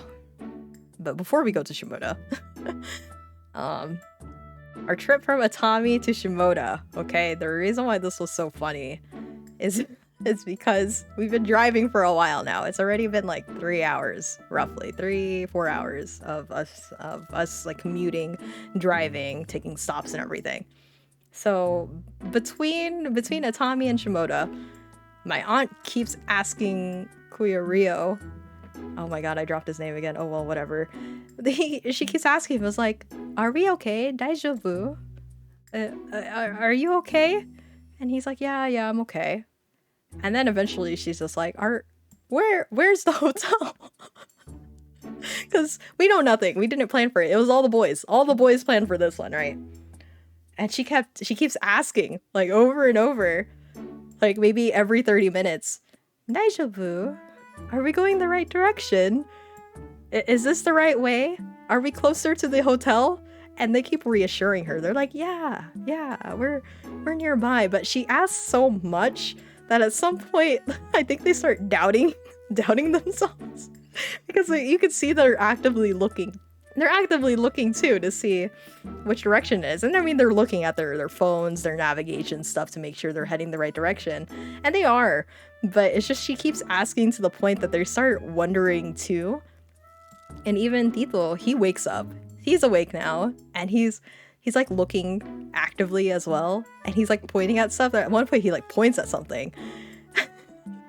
He points at something. He's like, oh, I recognize that. That was in the picture. And she's like, in the picture? Where's our hotel? And then we pass by this entire area that he recognizes. She's like, there's no hotel here. What are you saying? There's no hotel. And then she's just like making a little bit like a ruckus. because she's literally like chaos at this point. But it's just so funny how she says it, because she says it so sweetly and nicely, but she's full of doubt now that this hotel exists. And the boys are trying so hard to reassure her. And then she starts speaking in Filipino, so they don't understand. She starts speaking to Filipino to my mom, and she goes, I should have not let the boys plan this. I don't know where we're going. What if this hotel doesn't exist? And then my mom's like, in Filipino, oh no, then we're just gonna go straight back home, right? And then they start joking with each other in Filipino to like about this hotel that supposedly exists. And they go back and forth about it, and they start cackling about it too, because of course they're making jokes. They're just making fun because it's been a long ride. Everybody's tired. But I think we're also tired to the point that we kind of laugh at anything, because the more that they started talking about it, and I was listening to them in Filipino, I started laughing because of Tita's responses. She's just like, I shouldn't have let the boys handle this. Look at where we're going. We've been driving for so long. Where are we? We're in the middle of nowhere. and then like the boys keep trying to reassure her. It's like, no, it's almost there. She's like, you said that like 30 minutes ago. Where are we? So she keeps badgering them in like 3 different languages, and I just start cackling because she's so sassy about it too. I start cackling, my mom starts laughing, and we're laughing like idiots. My tita, she starts laughing really, really hard because she knows this is kind of like a funny situation also. And then, even though the boys probably didn't catch everything that we were saying, especially because they were speaking Filipino, they started laughing too.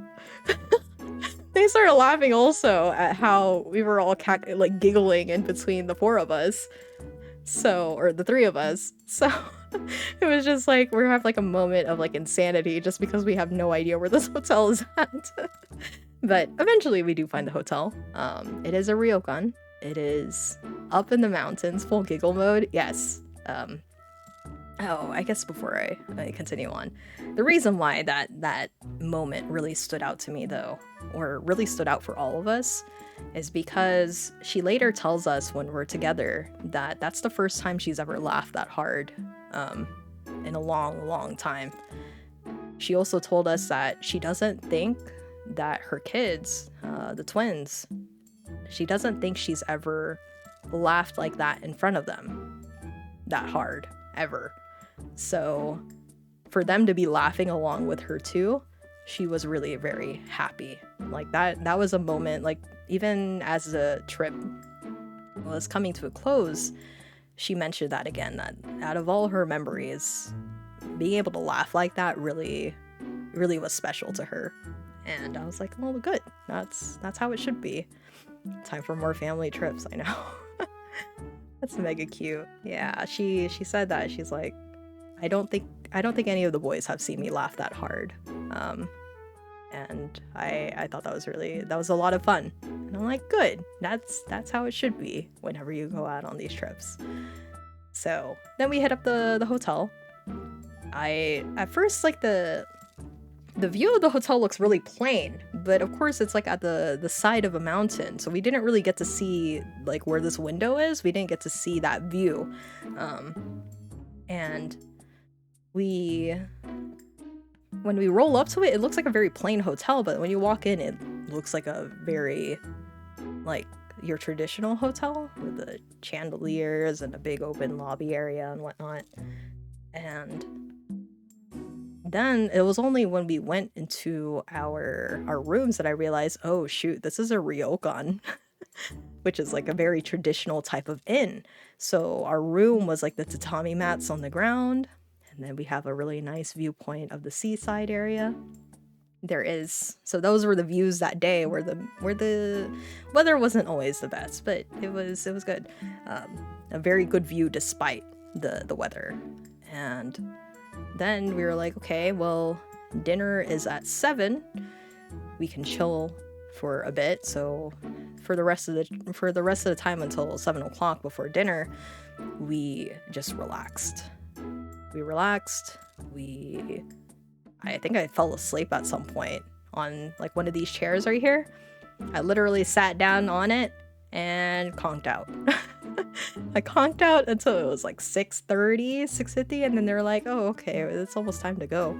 Or actually, no, I think I woke up right around 7. But it was really simple, very cute. The girls, all 4 of us girls are in one room. The 3 boys are in the other room. We kind of invaded their room too. So then we had dinner. And 7 o'clock rolls around, we meet up with the boys. The boys had gone for their onsen baths already, and they're already all geared up in nice kimonos or robes. And we had the dinner. So prior to this, maybe like 4 days before this, my tito, who is the one who created all of these arrangements, right? He's the one that did the booking and everything. But my tita failed to tell him, I guess, or she forgot, or he forgot, or something happened that it was not communicated that I was allergic to fish. So he later learns, like 4 days before this booking, that, oh shoot, she's allergic to fish. This whole entire meal set is fish.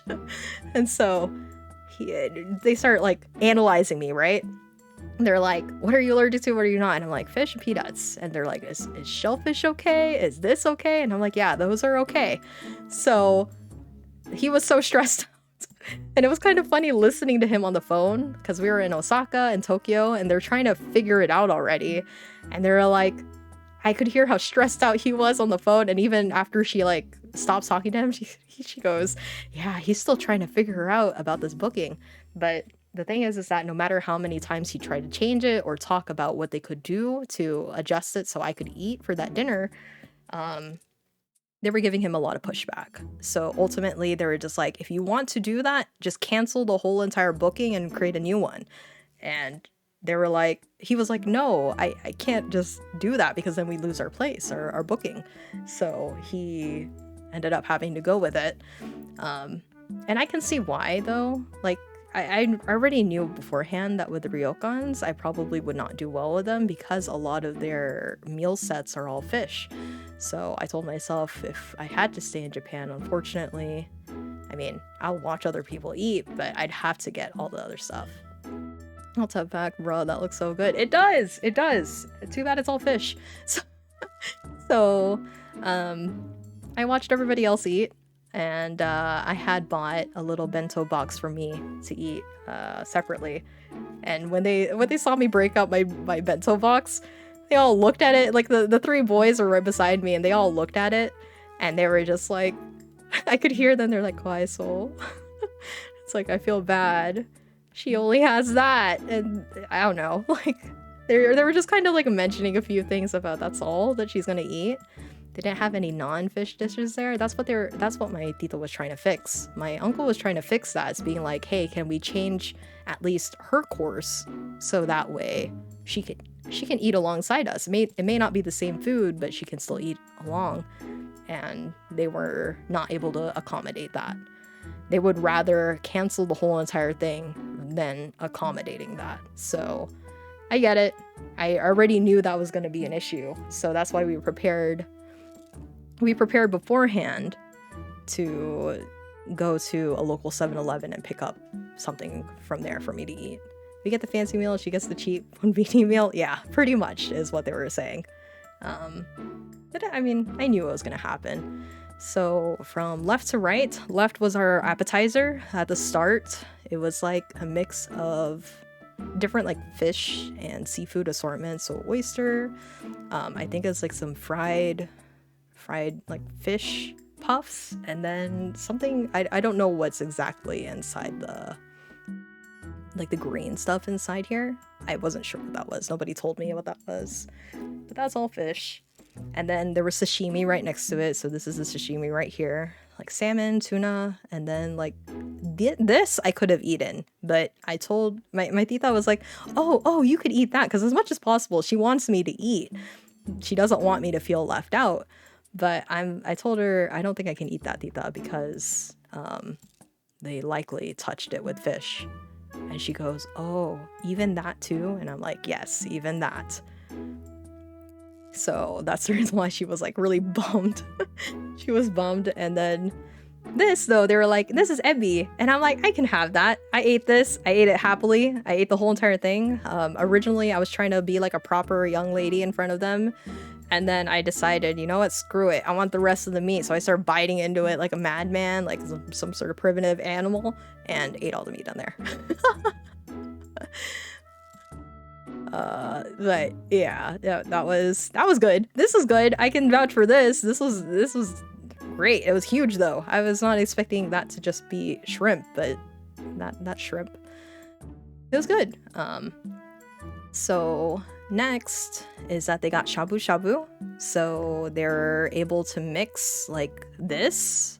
It's like green onions and some sort of like, I don't know what that topping is, but I know I couldn't eat that. They mix it in with their like soy sauce, and then, or like with this thing right here.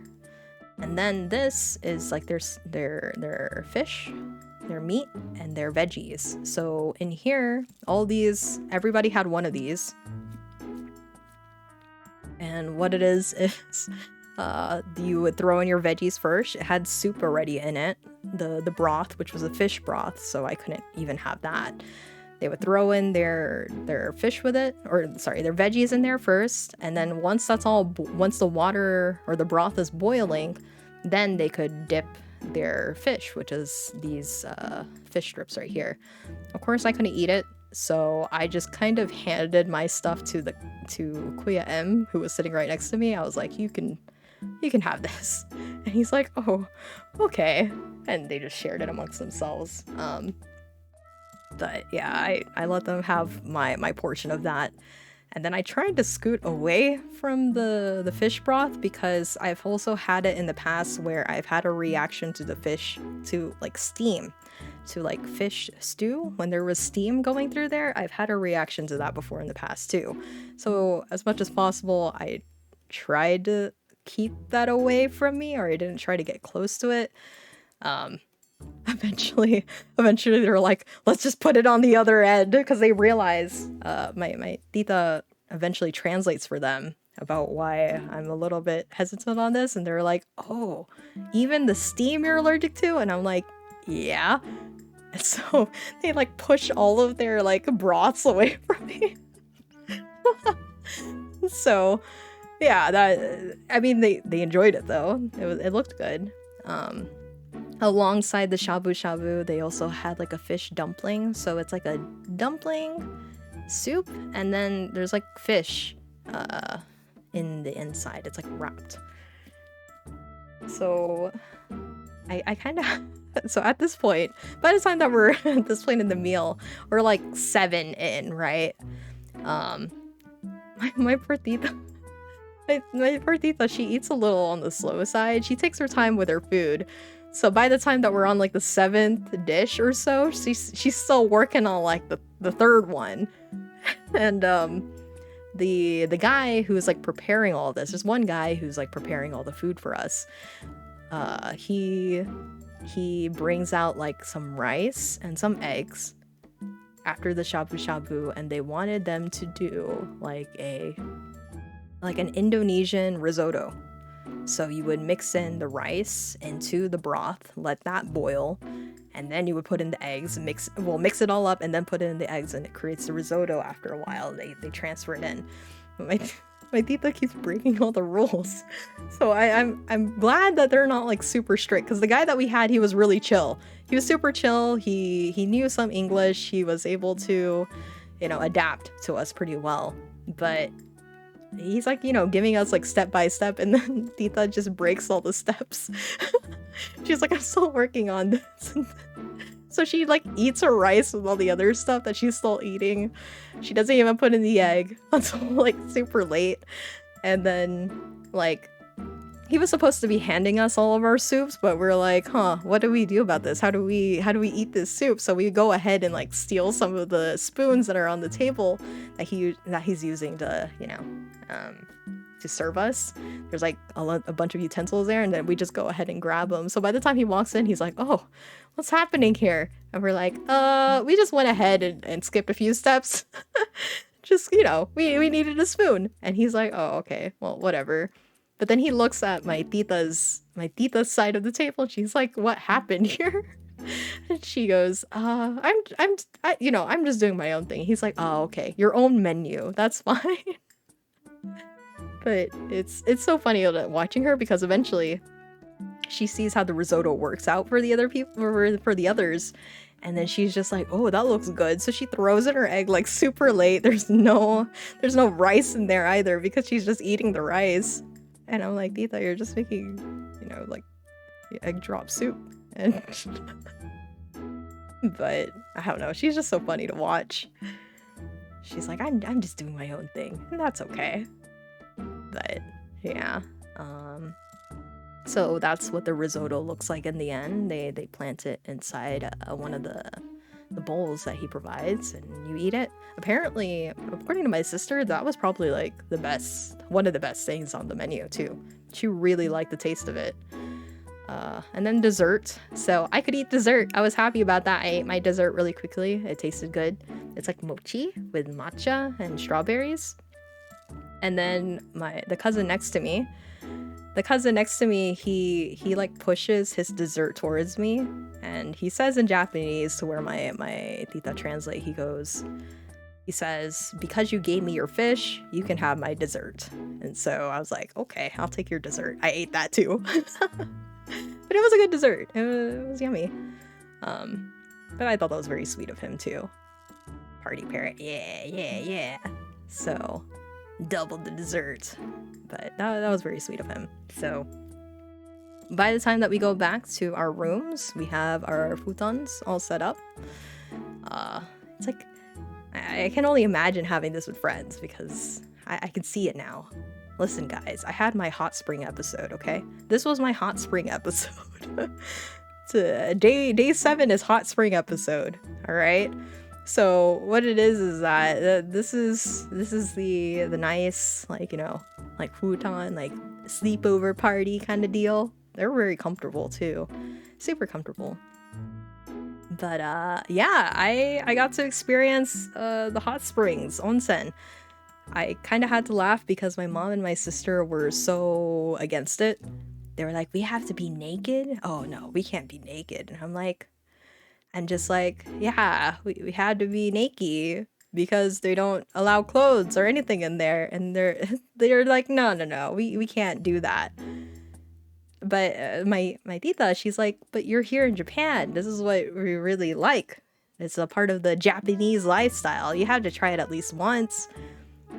And I already knew from the get-go, from day one, I've been saying, even though I'm shy and I'm embarrassed, I'll do it. I'll do it. I'm shy and I'm embarrassed, but I'll do it anyway. And I've been like solid on it since day one. But then my mom and my sister were kind of against it, especially knowing that you had to be completely naked in order to go there. So we all dress up in our little robes. They're very comfy. And we head down there with our stuff. And of course, when we enter the girls' side, there's like a place where you can remove all your stuff, put your stuff in a little cubby, and then go into the shower area before you can go into the hot springs. So of course, me and my tita, we just start stripping down. We're getting ready to go in there. And I think it's because of pure peer pressure at that moment that my mom and my sister do too. And I'm like, I stop halfway through me stripping, and I'm like, "Wait a minute, are you guys joining?" And then they're like, "Yeah, I guess we're already here." So what it is that we're all like straight up naked going inside this small little shower area together, and we all like pick a corner that there's nobody there. And gladly, there wasn't really a lot of people there. It was like one other lady, but by the time that we came in, she starts walking out, right? So we're all showering, we're cleaning ourselves up before we hit the bath. And I don't know, I had to laugh. I was laughing the whole entire time while I was showering, because I'm like, wow, they actually did it. The whole entire time they were so against it, and they actually did it. My tita was very happy though. And the first place that we jumped into was the jacuzzi. I already thought the shower temperature was hot. That was already hot as it is. But then right when I dipped my foot into the hot spring, specifically the jacuzzi one first, I was like, shoot, this is hot. Oh my god, it's really, really hot. I really had to ease myself in there, but once my whole entire body was in there, I'm like, oh, wow, I'm melting. I actually feel like I'm melting. But then it gets a little too hot. So my tita, she gets out of the jacuzzi. She's like, I wonder how it is outside. And I'm like, outside? So there is a door that leads to the outside. When you walk out, or she beckons me to go there, where my mom was like, I think I'll just stay here. And because she's comfortable in the jacuzzi, and I'm like, okay. So she beckons me to go outside. She opens the door, and I just have a whoosh of cold all against my bare skin, and I'm like, I'm so cold.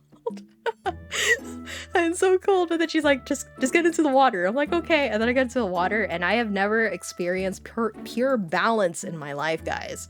Like, if anything could be like literally balancing my life, literally that was the moment that I stepped into that hot spring outside, and it's like cold in my head but warm in my body. I experienced like yin yang at that moment. Okay, the yin yang side, that was me. It just like it just like exuded out of my body at that moment. I was like in perfect peace. It was just like, oh my god, this is perfect. I'm living the perfect life right now. It was really good. That the cold air, cold night air versus the warm water. Oh, hot water is good. So the idea of hot springs and snowy winter isn't crazy. No, it's not. I get it now. I do it again. I don't care if I'm naked. I do it again. It felt so good. It was like pure sense of like peace. I had peace with my body. I had peace with the weather. I had peace with my lifestyle. Everything was in pure balance at that moment. 2 hot spring episodes. Yes. So everything was in pure balance at that moment. I'm like, I could be here forever. But then my aunt's like, I'm getting hot now. And so, like I said, she's a little crazy. By this time, my sister and my mom joined me outside, and they also agreed that it was really very, very good, like a very good feeling to be out there. But then my tita gets up, she gets out of the water, she steps out, she's full naked, guys. She's nothing. There's nothing on her, and then she starts doing exercises right in front of us. She's literally like stringing her arms and then doing stretches, and I'm just like, wow, I wish I had that type of confidence in my life. And then my mom is like so shocked, because my mom has known her since high school, right? Since school. My tita is the sister of my dad. And so what it is that they've known each other for a long time, and she's like shocked. My mom is like, with no words, like bewildered about how different tita is compared to what her memory of her was to what she sees now. She's like, she is so different. She is a different woman. But you know, amused at the same time too. Just we're shocked. And I'm just like watching my tita, I'm like, wow, she really has no shame. She is just out here showing it to the world, no issue. But eventually I got hot too, and I was like, okay, I'm gonna call quits, because I know I'm gonna get like hot in the head before. And of course you want to stop yourself before you get hot in the head. So that's when we decided to leave. When I called quits, pretty much my sister and my mom followed after. We took another shower, washed ourselves off, and then I felt like butter. Honestly, the walk all the way back to our hotel, I was like, this is the smoothest, most warmest, most complete I've ever felt in a long time. This reminded me of a story my teacher told me. The young ladies just still covered themselves with a towel while the old lady just bust out there naked. Right, that's her. She don't care. She's just out here showing her junk without no issue. And I don't know if I aspire to be like that, but I respect her confidence. How about that? So Yeah, it was really nice. I slept like a baby. I was warm. I felt like I had a warm embrace, and it never let go, and I just slept. Beautiful. It was a very good sleep. So now my tita was like, "Oh, you want to go to the onsen in the morning?" And I'm like, "Nah, I just wanted to experience it once." But had we gone, the boys said that every day the boys and girls sides would switch. So instead of the one we went to in the night, if we had gone in the morning, it would be the boys side now that we go into. So boys and girls side would switch, and we would have seen their point of view, and apparently their view of in the hot springs was very, very nice. So we kind of missed out on that, but it's okay. I'm just happy to have that one experience, right? um so we just cleaned up regularly in the morning. They had a breakfast. They had a breakfast meal, like a buffet that was available to us in the hotel too, and it was a really nice breakfast. And the guy that served us was also the guy that was like running the show. So a little part of me wondered, is the guy that served us the boss? Is he the one that's actually like handling the kitchen and serving people? He's cool. Honestly, I really like him. If there was like a tipping service or anything like that, all of the tips for him, because he was really very nice, and he remembered us the next day too. So I liked him a lot. And even my tito, he says he's really big about service. So he said his favorite thing out of that hotel was really that guy. That guy really knocked it out of the park for him. So the next day, this was the weather. It looked beautiful. I literally woke up, my robe is all disheveled because I rolled in my sleep, I guess. My hair is all over the place, but I took this picture because I'm like, man, it's beautiful. Because it was really, really nice. And then we had breakfast downstairs. So to the right, well, at first I ate this little waffle thing because I was hungry. And then, of course, like, we were still waiting for to meet up with the boys to go down there. And then this was my breakfast that morning. So their omelets was not sweet this time around, but I just took a lot of veggies. This one was like a pork and radish stew. That was yummy. I wish they had miso soup, but they did not. They only had like a fish soup available, so I did not take any of those. And then I was kind of wary about anything that didn't have an identification on it, because I was like, I don't know if it has fish in there, unless it said it in the name, or it has like little cards, but even the little cards didn't have like allergy information on it. So I just picked what looked the safest for me. But yeah, it was a good night there. Really good, really good sleep, really good breakfast, and I was just happy that the weather looked a whole lot nicer. So now we make our way back to Mount Fuji. I took a picture of this because this was an interesting like drive way. It's up in the mountains, but it's all in a circle. So we have go through one loop and another loop just to get to this other part of the mountain. But it really got a good view of all the mountains that was surrounding the area. I just took a picture. That's terrifying. It was fun. It was it was cool. It was cool. I'm just glad it was only one way, of course. There's no two-way, but if I had two-way, I'd be a little bit more scared, but it was just a one-way. So by the time that we're getting closer to Mount Fuji, this is the weather, how it was like when we were getting closer, driving through one of the towns. And then, of course, driving up to it and at the place. So I forgot what the place is called. Yoko... No. Is it Yoko something? Yoko... So, yeah, I don't remember the place, but where we took this picture. But the view was so clear, so pretty. Really got to see it. Thank God. I was very happy, because really we wouldn't have seen we wouldn't have seen anything the previous day. So for it to be so clear the next day, really, really, really thankful. There was a swan that was nearby, so I took a picture with it. No, you're still streaming. I am still streaming. I'm almost done. We're on day 8, and I still have so much to say. Oh man, I probably should have streamed earlier. Good lord. But yeah, I am here. Welcome back, Pingy. And then this is the only picture of my family you'll get. It's literally my aunt with my 2 cousins, and then my mom with my tito. So lunch near Mount Fuji, we found a little place. Now that we're heading back home, I had the gyudon set. Originally, I wanted like this ebi set, but they were like, "Oh, you can't have fish," and it doesn't say fish on there, right? It doesn't say fish on there. It said it's all shrimp. But then what it is that on there they're like, "Oh, well, actually, in the shrimp we mix it up with another fish," and I'm like, "Okay, but why did you not say there was fish in there?" So I didn't order it. I was really sad. I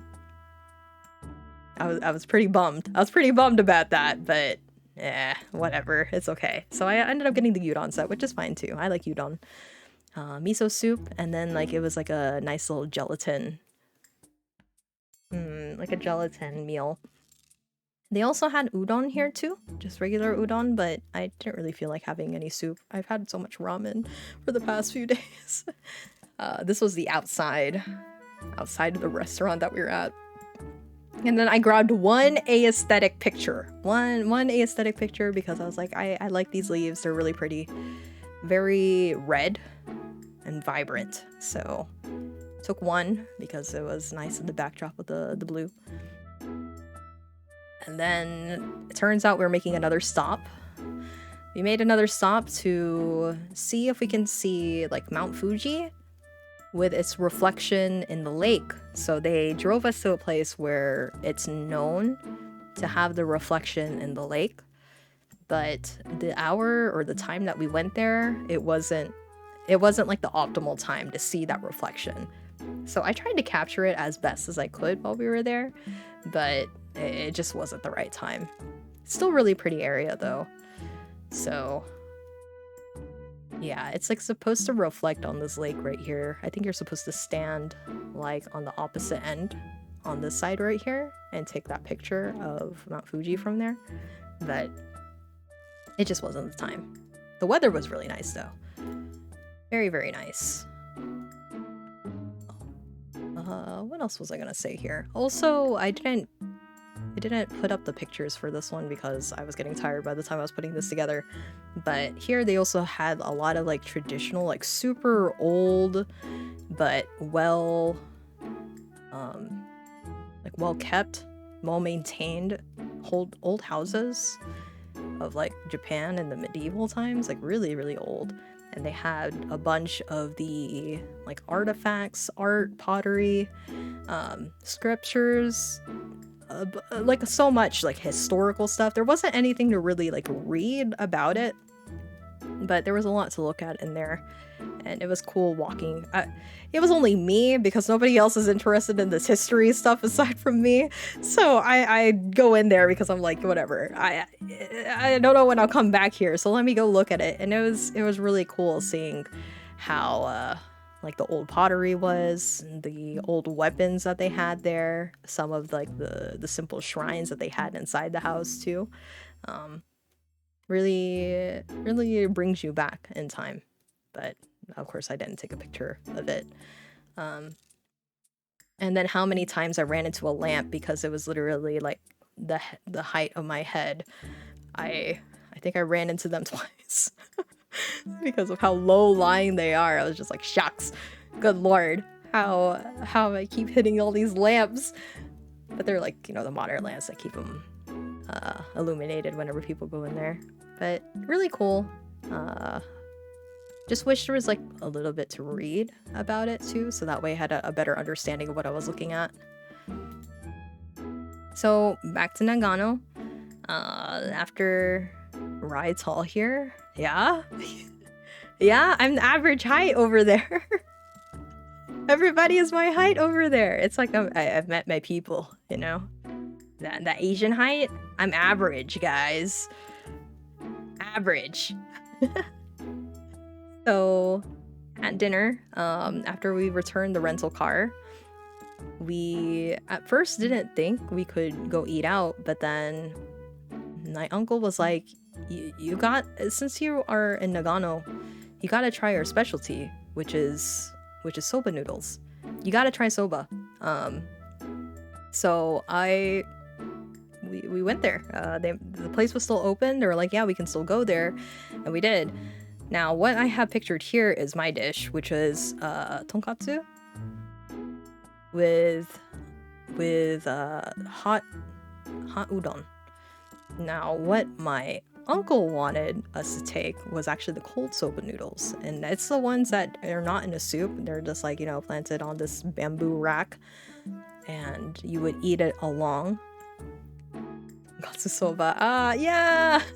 So what it is that you would just eat it, dip it into like some like soy sauce, or I don't know what type of sauce, but you would eat it with that or along with whatever you ordered, right? He wanted us to eat that, but I ended up doing the hot one, which I'm thankful for, because the hot one was, you know, a small simple one, right?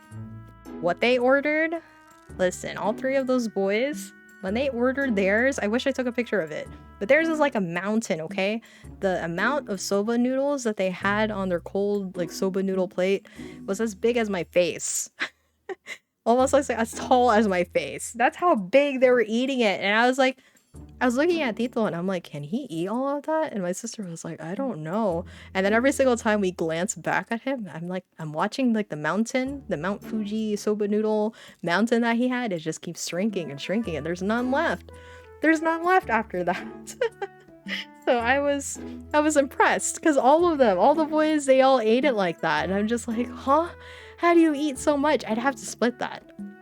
There was no way I could eat the cold one. The hot one I could, because it's like limited. Literally me, bro, you gotta go here, man. My vacation trip would be food heavy. You should have seen this coming.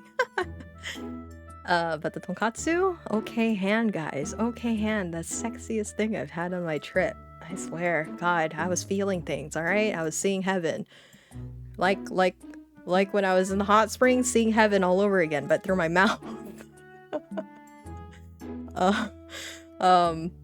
I also have a video. Where's the video? Let's see. Is it 19? Okay, it is. So, guys, check it. It's so... it's steaming hot. Tastes so good.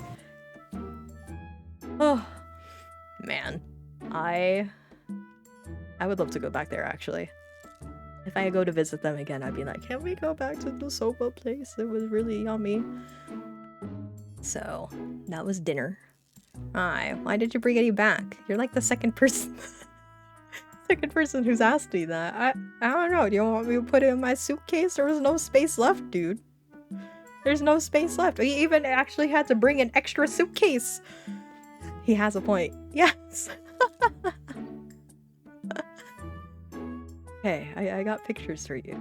It lasts longer, you know? Vlogs. Alright. Japan trip 2026, guys. Y'all ready? I'm warning you, 2026. Y'all better save up. Oh, so day 9, we really got to just hang out in Nagano, the Nagano area. So the places that we hit up. Yes, the places that we hit up was the Olympic Park. The 1998 Winter Olympics was held here. We also went to McDonald's. Kimono Pictures actually happened the day after. We already got meetup. We already got server meetup, right? Oh, the World Cup. Wait, okay, you're gonna have to fill me in later.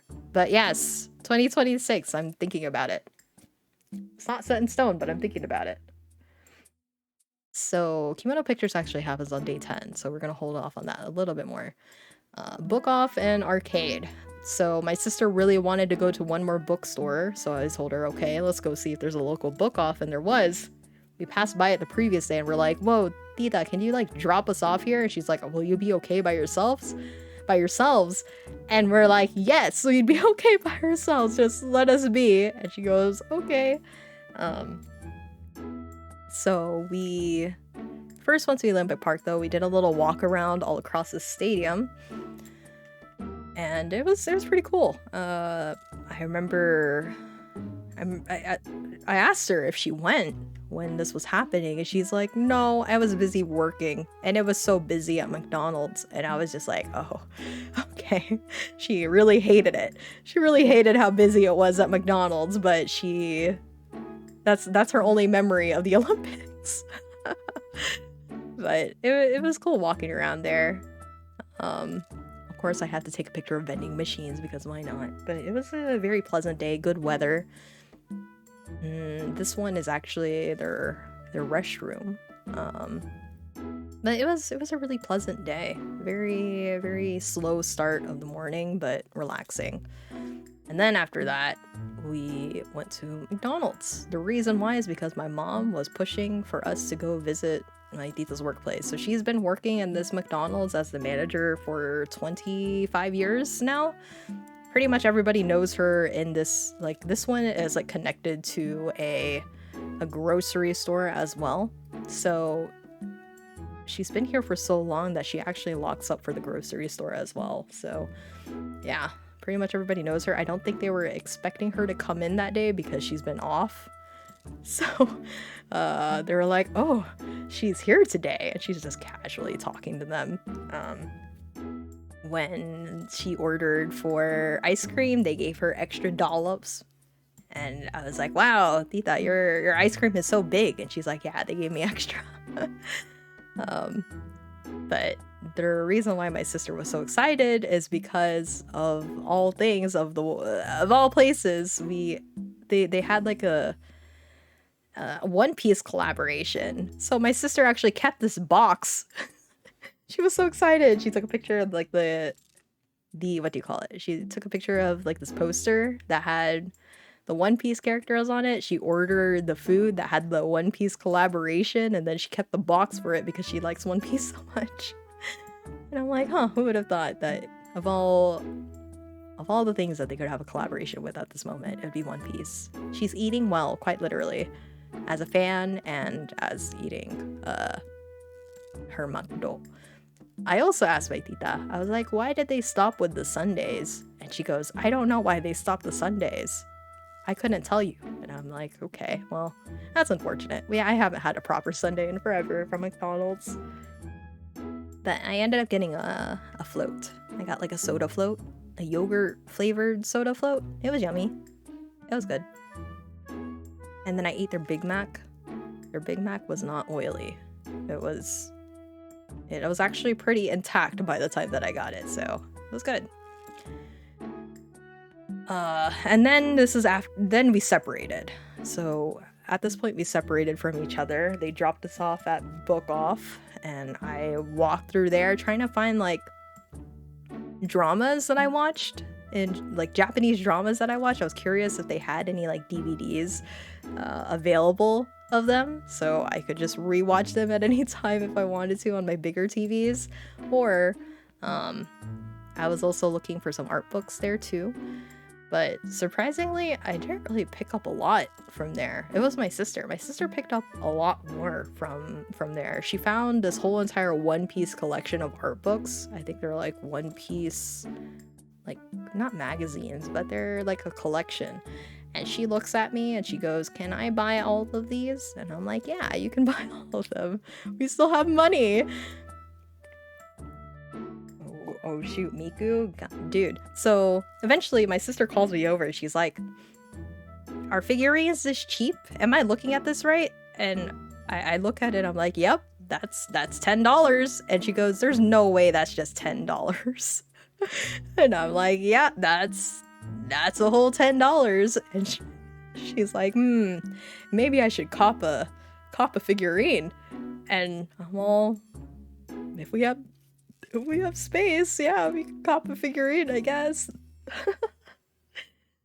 But yeah, they're like stupid cheap over there. Like really cheap. I think majority of them were less than $20, and then there was only like, I think there was one Saber figure though. It's massive. It's huge. It's bigger. It's as big as my torso. And that one was probably around $120, but yeah, aside from that, they were all really, really cheap. I think those Miku figurines in the bottom, I did take a picture of them, but The Miku figurines in the bottom were probably only $20 too. So I was like, wow, they're so cheap. Like, and considering that the place that we were at is not really like a main city or anything, it's just another city that has a book off stuff. I was impressed. I was like, wow, their collection or their availability of stuff was kind of surprising for me of what they had. And then we also went to like another store I already forgot what it's called, but they had a lot of stationery in there, so I picked up some stationery. And then I was trying to figure out how to get rid of all our coins, so we had an hour left before we met up with the boys again, and we were like, can we go to the arcade? And my tita's like, yeah. And so we went to the arcade. We went inside the arcade and tried to spend all of our coins in there, or whatever was left, our 100 and 500 yen coins. So my sister saw this and literally burned all of our coins on it after she saw it. But this cute little guy right here, he was the first one I laid my eyes on, and I'm like, he's cute, but my sister wanted to move on somewhere else, so I just followed her.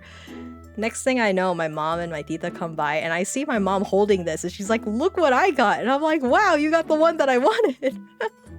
So she got that on first try too. She only had 100 yen left, and she gets it on first go. And I'm like, dang, Ma, I wish I was there. She's like, you should have seen me. I was screaming, and I was like, I bet you were.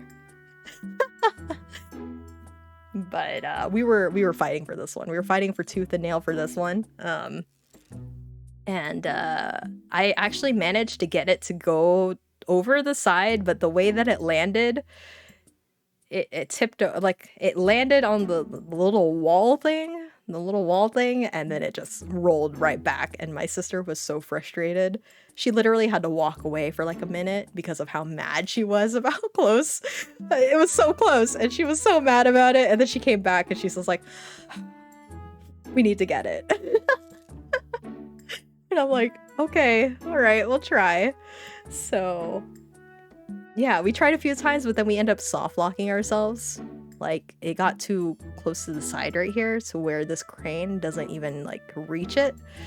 So after that, she had to call quits. She was like, okay, I'm done. I can't. And I'm like, okay, let's try to find something else then. Which video was this? Always remember you can ask the staff for help in those. Yeah, but by then it was getting close to where we had to leave, so it was okay. She let it go. And I'm like, good, your crane addiction isn't so bad after all. But you know what?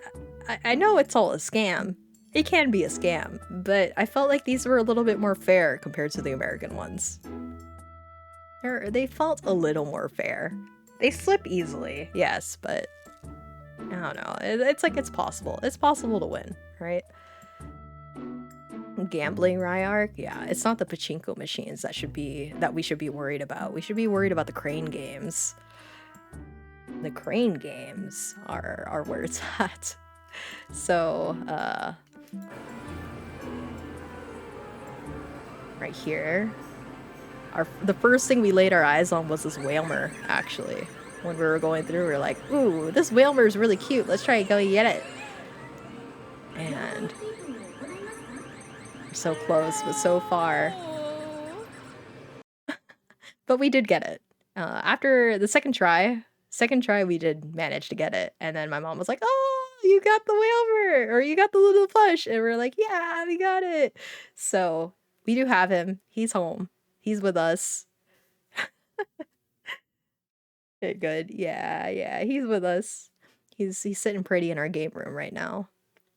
And then I just wanted to show off, like, every time we were in any like mall or shopping or stationery store, my sister and I would look for anything like hedgehog related, anything that has a hedgehog on there, or like hedgehog design or whatever, we would get it. Like, no questions asked, we get it.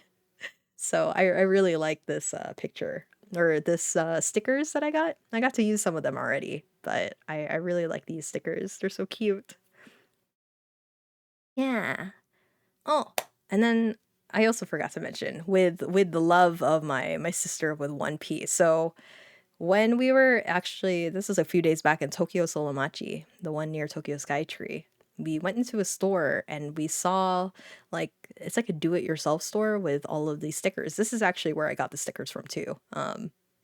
Same place that I got these stickers, and I saw there was like One Piece merch, but it's like you build the ship with like wooden like cutouts, right?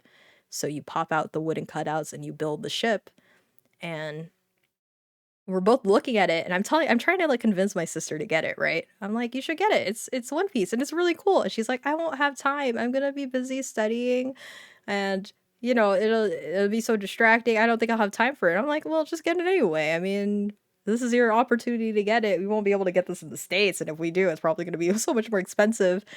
And she's like, I don't know. So I had a really hard time convincing her.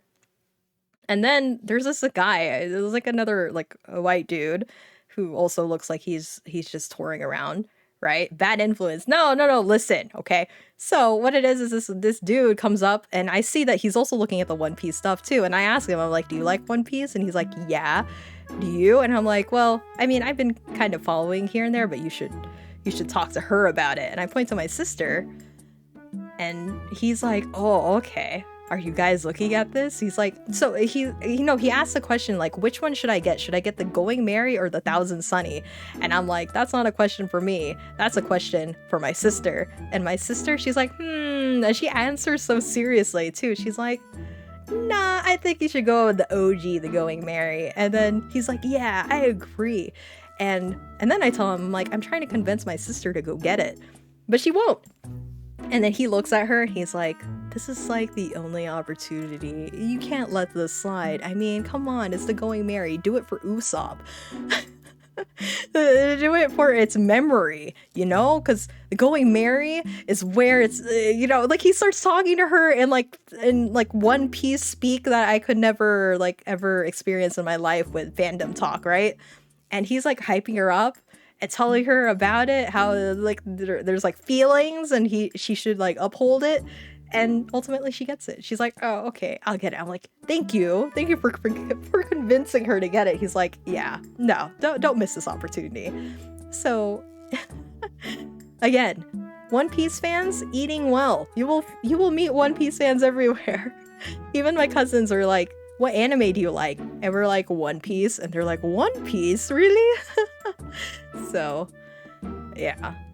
That's my story about how One Piece fans eating well. They're everywhere and you can always connect with them. And they're actually really cute.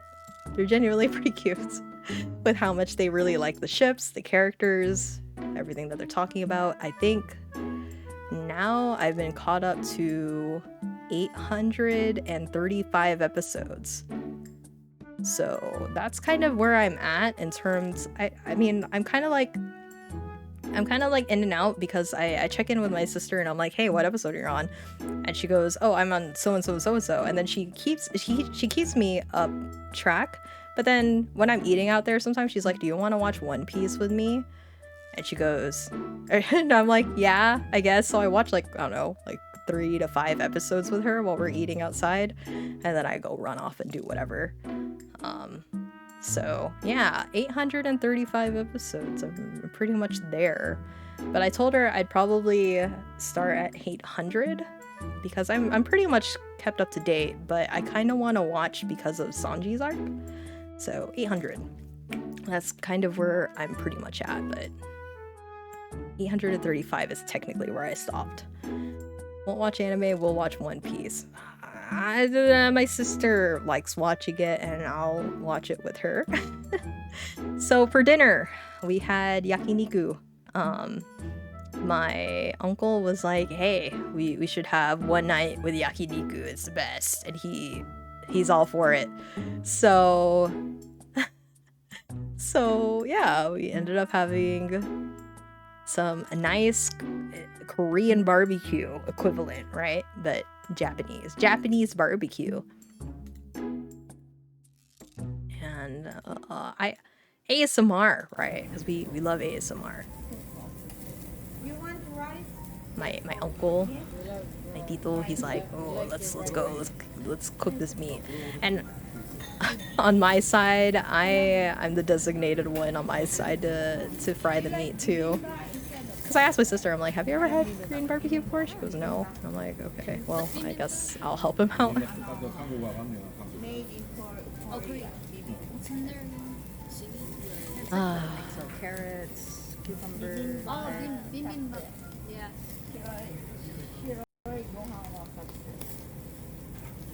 We shouldn't have ordered the bibimbap because literally there was like no space on our table after this.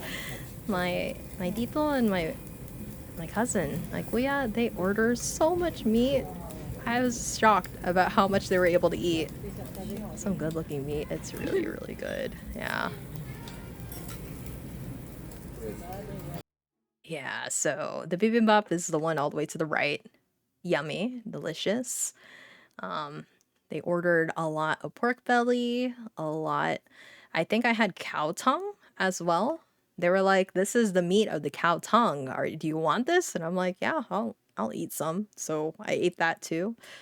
There was assortments of different meat, but by the end of it, like if this already looks full, it was even more full like halfway through. I didn't even take a picture of it because I was too busy trying to eat stuff. But there was so much kimchi, so much like everything on there. There's takoyaki on here because they know I like takoyaki. But yeah, there was like so much space that we couldn't even see the table. It's all of the black plates. That's it. That was the whole table by the end of it. And I was just like, shoot, what? You're still ordering some more? I can't eat anymore. I was shocked. I was shocked about how much they were eating. And I also expressed to them that I wanted to try makgeolli, which is like the Korean rice wine. I've always been curious about it. I've always wanted to taste it. And eventually my mom conceded. She was like, "All right, you can have it. I don't agree with it, but you can have it." And I'm like, "I just want to taste. I don't want to drink it. I just want to taste it because I don't drink alcohol. I've never drunk alcohol in my life, like ever." So what it is that they like eventually, like my tita talks about it, she's trying to convince. And at first, my kuya, he was about it too. He's like, "Oh, they never tried it? Yeah, they should try it." And then my tita was like, "Oh, really? Yeah, they should try it." And then my mom's trying to convince, or not my mom, my tita's trying to convince my mom to be like, "This is okay. They're not going to be like a trouble. They're not going to become like little evil devil children after this." But then when my kuya is the one that's ordering, right? He realizes that my mom is kind of like against it, and he starts like questioning his own mom. He's like he tells Tita, he's like, I don't know if I want to order it if she's so mad about it." It's like, and he starts like lecturing his own mom. He's like, "I don't think you should be like convincing them to do this. It sounds like it's a bad thing. You shouldn't do that." And they're like, "No, don't, just let them try." Ultimately, yeah, we did get the makgeolli. I took a sip of it. It tastes, oh god. I made like the most ugliest face when I tasted it. It was so bitter, but it was so sweet. It's like sweet, but then bitter, and then I'm guessing it's the taste of alcohol. I'm guessing it's a lot of alcohol in there because I could taste it, and I was just like, "Ugh." And then my sister took a sip of it too, and she was like, "Bleh." we we were not having it. It did not taste great. At least I'm not used to that type of taste because I don't drink alcohol. So that type of taste with it, maybe it'd be nicer for people who drink a lot of alcohol or are very, I don't know, like your experience with alcohol. But for me and my first time, no way. But I always wanted to try it. Now I have. I don't think I want to drink. I'll be real, guys. I don't think I like the taste of alcohol at all. So hard pass for me in the far future as well. Um, but my my uncle though, he likes drinking a lot. he likes drinking a lot. He had like already like 3 pints of beer, or not 3 pints, like three like big old mugs of beer. And then he sees that we don't want the makgeolli, so he's curious too. He's curious too what it tastes like. And then my tita, he's so against him drinking because she knows he's a heavy drinker. And what it is she doesn't want him mixing his drinks or else he becomes something else, right? So, as much as possible, she's trying to keep the makgeolli away from him. He manages to get his hand on it and he gives it a little bit of a taste. At first, he smells it, but then he gives it a little bit of a taste and he's like, oh, that tastes sweet. And then she's like, no, don't drink that. And then my mom's like, he already drank it. He already drank some of it. But yeah, he's definitely a heavy drinker. He can take on a bunch more drinks, but he limited himself just because Tita was there. Um, yeah, that was our dinner that night. Very filling dinner. And also we talked a lot here too. They were This was the time that they really got to learn about Tita. Because it turns out that Tita never really shared her life with her husband and her son. Like they things that we would talk about of her, they had no idea about because she just would not talk about it the whole entire time that she's been with them. So they learned so much about her and her life before she was in Japan, and they were surprised. They were like, "Really? That you were popular in high school?" And she's like, "No, she's in denial, but my mom is 100%. She was definitely the most popular girl in high school, college, and my dad would say the same thing too. So I also knew too that she was a smart lady. She was going to be going to law school, but then she had to change careers for something I won't mention. But she was going to become a lawyer.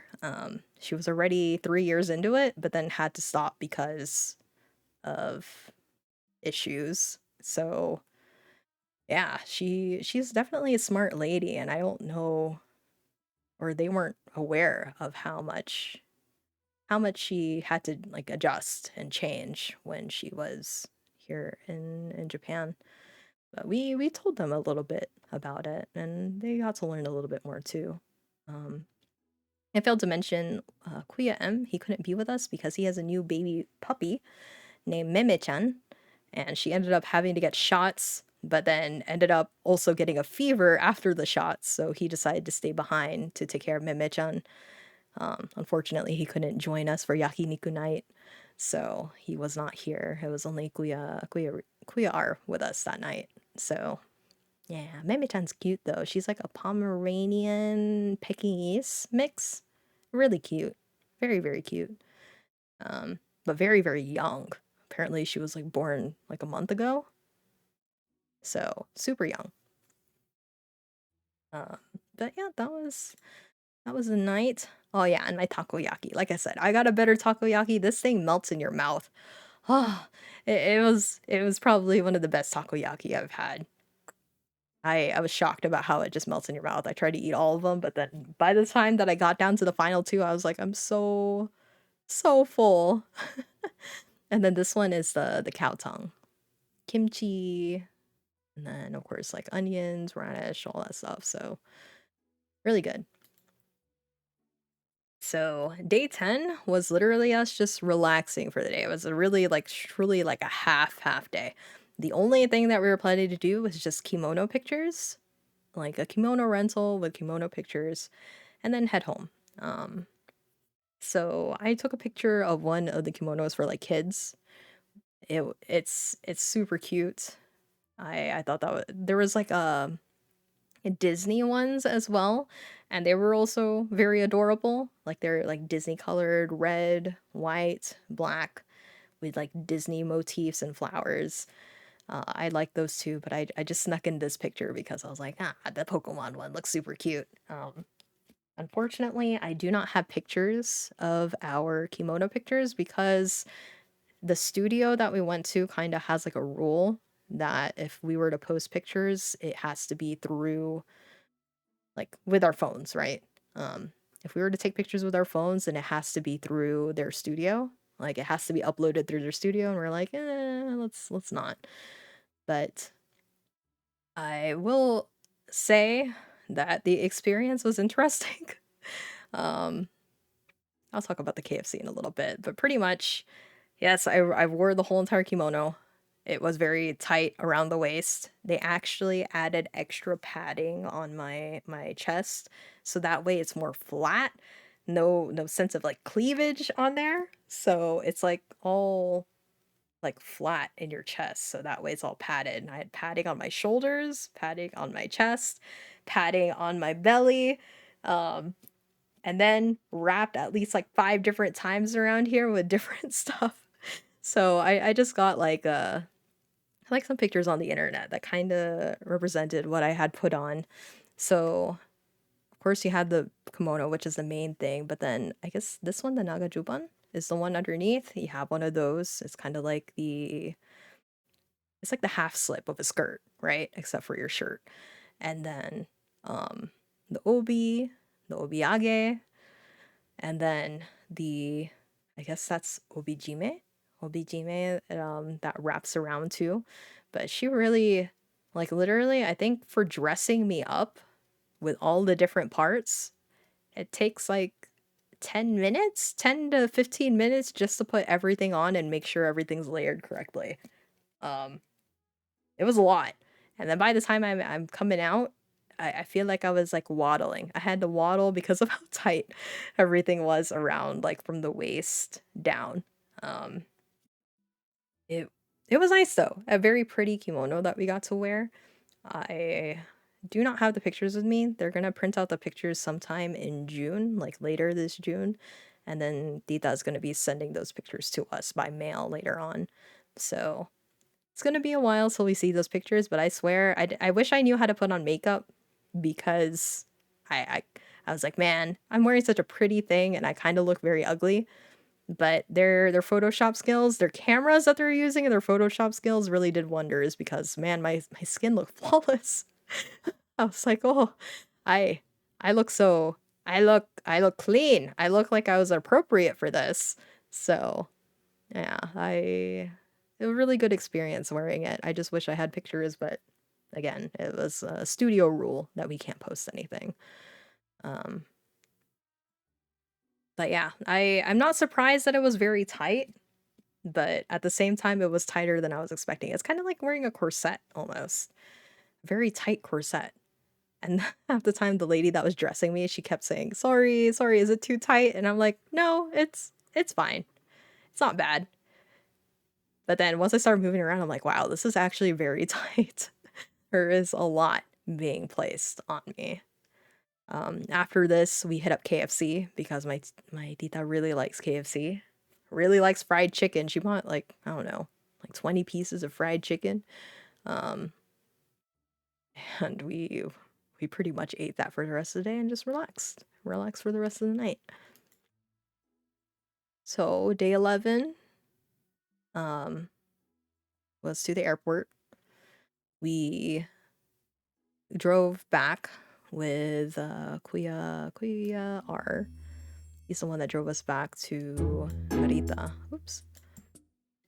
And it's like roughly a 2.5 hour drive. 2.5 to 3.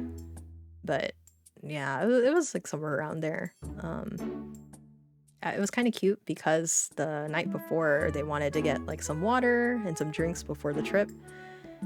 And like I said, I think they really think I like apple juice. I like apple juice, but the reason why is because eventually they call Tita, my cousins, and they call Tita and they're like, "Hey, they don't have the apple juice in the carton in this shop. Is it okay if she gets the apple juice from the bottle instead?"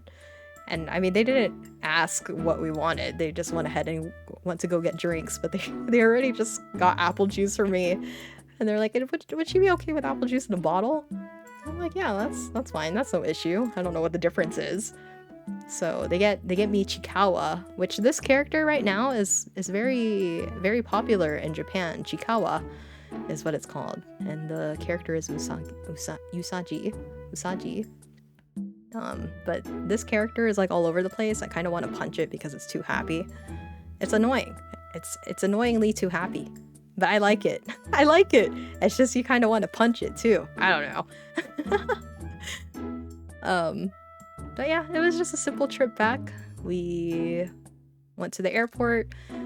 Our flight was around 4, so we got there a little early. And what happened is that we decided to eat at like a Chinese restaurant because my mom really wanted mapo tofu. So I got something called like tashomen? Toshomen? It's like a Chinese udon instead. It was yummy. It was good. Very, very like a simple like chicken noodle soup. But it was filling. It was good. I also tried some bitter melon out of curiosity to see if their bitter melon tasted like a little bit better with how they seasoned it. Bitter melon still sucks. Blech. I still hate bitter melon. So yeah, leading up to this point, it was pretty much like, you know, getting ready to go. But by the end of it, I managed to get my cousin's email. I asked him, I was like, hey, do you have an email? And he's like, do you have a line? I'm like, no, but I can make one when I go to America. And he's like, oh, okay. So, you know, I'm gonna try my best. I guess I have an incentive to try to learn Japanese more so than I did, because I would like to communicate with them a little bit more. And yeah, it was kind of sad. Like, it turns out the night before, the twins, they asked Tita, they were like, hey, now that they're leaving, will you feel a little lonely after they leave? And she's like, yeah, I think I'm gonna be a little lonely after they leave. And they're like, oh. But it turns out the quiet one, Kuya R, he also expressed too. He was like, me too, I think I'm gonna be a little lonely when they leave. And I was surprised about that too. I was like, huh, that's kind of cute. That's really cute that, you know, you express that on your own, because he's really the quiet one, very serious and quiet one. But yeah, so of course the day before we tried to just hang out a little bit more before we left. And what was it? There was something else that happened here too. Oh, so originally when we asked them like, hey, you should take a vacation in America, we can bring you around to like Las Vegas or New York or wherever, just decide where you want to go. And originally Kuya R, he has like his own like company, a business that he is starting up, so it's very busy for him. So originally when we asked him, hey, you should take a vacation, how many vacation days could you do? Kuya M, who works with him, he's like, ooh, we should take 10 days. Can we take 10 days off? And Kuya R is like, no. Like straight up, no. At most a week. And Kuya M was like, oh, okay. But before we left, like when we were talking a little bit before we had to fly, or to go to the waiting area, the security area, we asked him again. We were like, so if you could have a break, how many days do you think you could stay if you were to have a vacation in America? And he pauses for a little bit, he thinks, and he's like, 10 days. And we're both shocked. We're like, 10? Really? Before it was a week. And he's just like, 10 days. We can do 10 days instead. And I'm like, oh, he's warmed up to us. The really serious one has finally warmed up to us. So 10 days, hopefully they can come by. We're planning again sometime in May for us to head out there. So we'll see what they do. But yeah, it was nice. They're so cute too. They waited after, like, you could kind of see each other from the security place to where they were standing. And they waited until they couldn't see us anymore. They were waving goodbye to us before we could not see them anymore. So they're really cute, really sweet. Really enjoyed my time with them. It kind of felt like we were at home too, just, you know, in Japan. So yeah, really good time. Really good time with them. That's it. The end. Yeah. We're done. I probably missed a few things too, but golly, I didn't expect this thing to go on for 5 hours and 30 minutes. This is a long stream, and I'm just talking about 10 days. Good heavens. Took 5 hours. I know. I didn't think it would. Good ending screen. Thank you. I was trying to figure out what a good ending screen would be, and I like his face. It's good. So, not really quick, but I guess I'll just go over my final takeaways. I need a warm toilet seat bidet toilet. That has to happen. At some point. I have a dream. Yeah, the dream is to have that nice toilet seat. One day, hopefully, I can go to Super Nintendo Land. I'll go to Florida if I have to. Honestly, I want to go to Japan, the Japan one too. But if I have to go to Florida, I guess I'll concede. Or wherever else I might be open up to. I just want to go to one. Just one, you know. I wish we had time to visit a shrine or temple. We honestly probably could have done that on the last day too, but we were just tired. By the end of those 10 days, it was 11 days, or yeah, 10 days, I was pooped. Really had like zero energy left, and we really spent like that last half of the day just packing. We had so much to pack, and not only we had so much that we actually had to bring back an extra luggage. The other one is in Hollywood. Okay, so Hollywood, I guess, will be the place to go, right? Spend more time in Kyoto. That is what I want with my next trip. If I were to go back to Japan, I'd like to hit up Kyoto again and try it again. Really spend my time seeing everything, but I really want to see the Golden Pavilion. That's the one that I'm hoping to give more time to. Encourage everyone to take subways and trains. Please do not shy away from it. You will save a lot of money. You will save a lot of money if you take the subways and trains. And once you kind of understand how they work, they're not that bad. It's not as overwhelming. Like reading about it, at first I was kind of like confused because of like the different methods of like trains to take. But now that I've been there, I encourage anybody that heads over there to give it a shot, because once you understand, especially in the Tokyo area, once you understand how each of one of them works, it's so much easier. It's a lot easier. It takes a little bit more time, but it's so much easier. At least have 2K ready to spend for merchandise, souvenirs, snacks, and food. Please save up a lot of money so you can take the most out of the trip. Flight ticket was probably around 1.5k for all round trip from where I'm at to Narita. So, you know, this is probably like a $5,000 trip. I'll be real with you. Just to stay on the safe side, $5,000 trip, maybe you could get away with 4,000. But on the safe side, 5,000 includes like spending money for the hotels, potential transportation, food that you would have, and all that good stuff. So roughly a 5,000k trip for one person, right? Shibuya Parko is dangerous. Tokyo Solamachi is dangerous. 5,000, that's the safest. OMG, I'm never going. You could probably get away with 4k. Or maybe 3k. You could probably get away with 3k. 1.5k for a round trip. 1k for souvenirs, snacks, whatnot. And then another... Now that'll be around like... So like 3.5k, right? Ma'am, I can only do one. Then we're gonna have to figure it out because I want to go on a trip with my friends. I really do.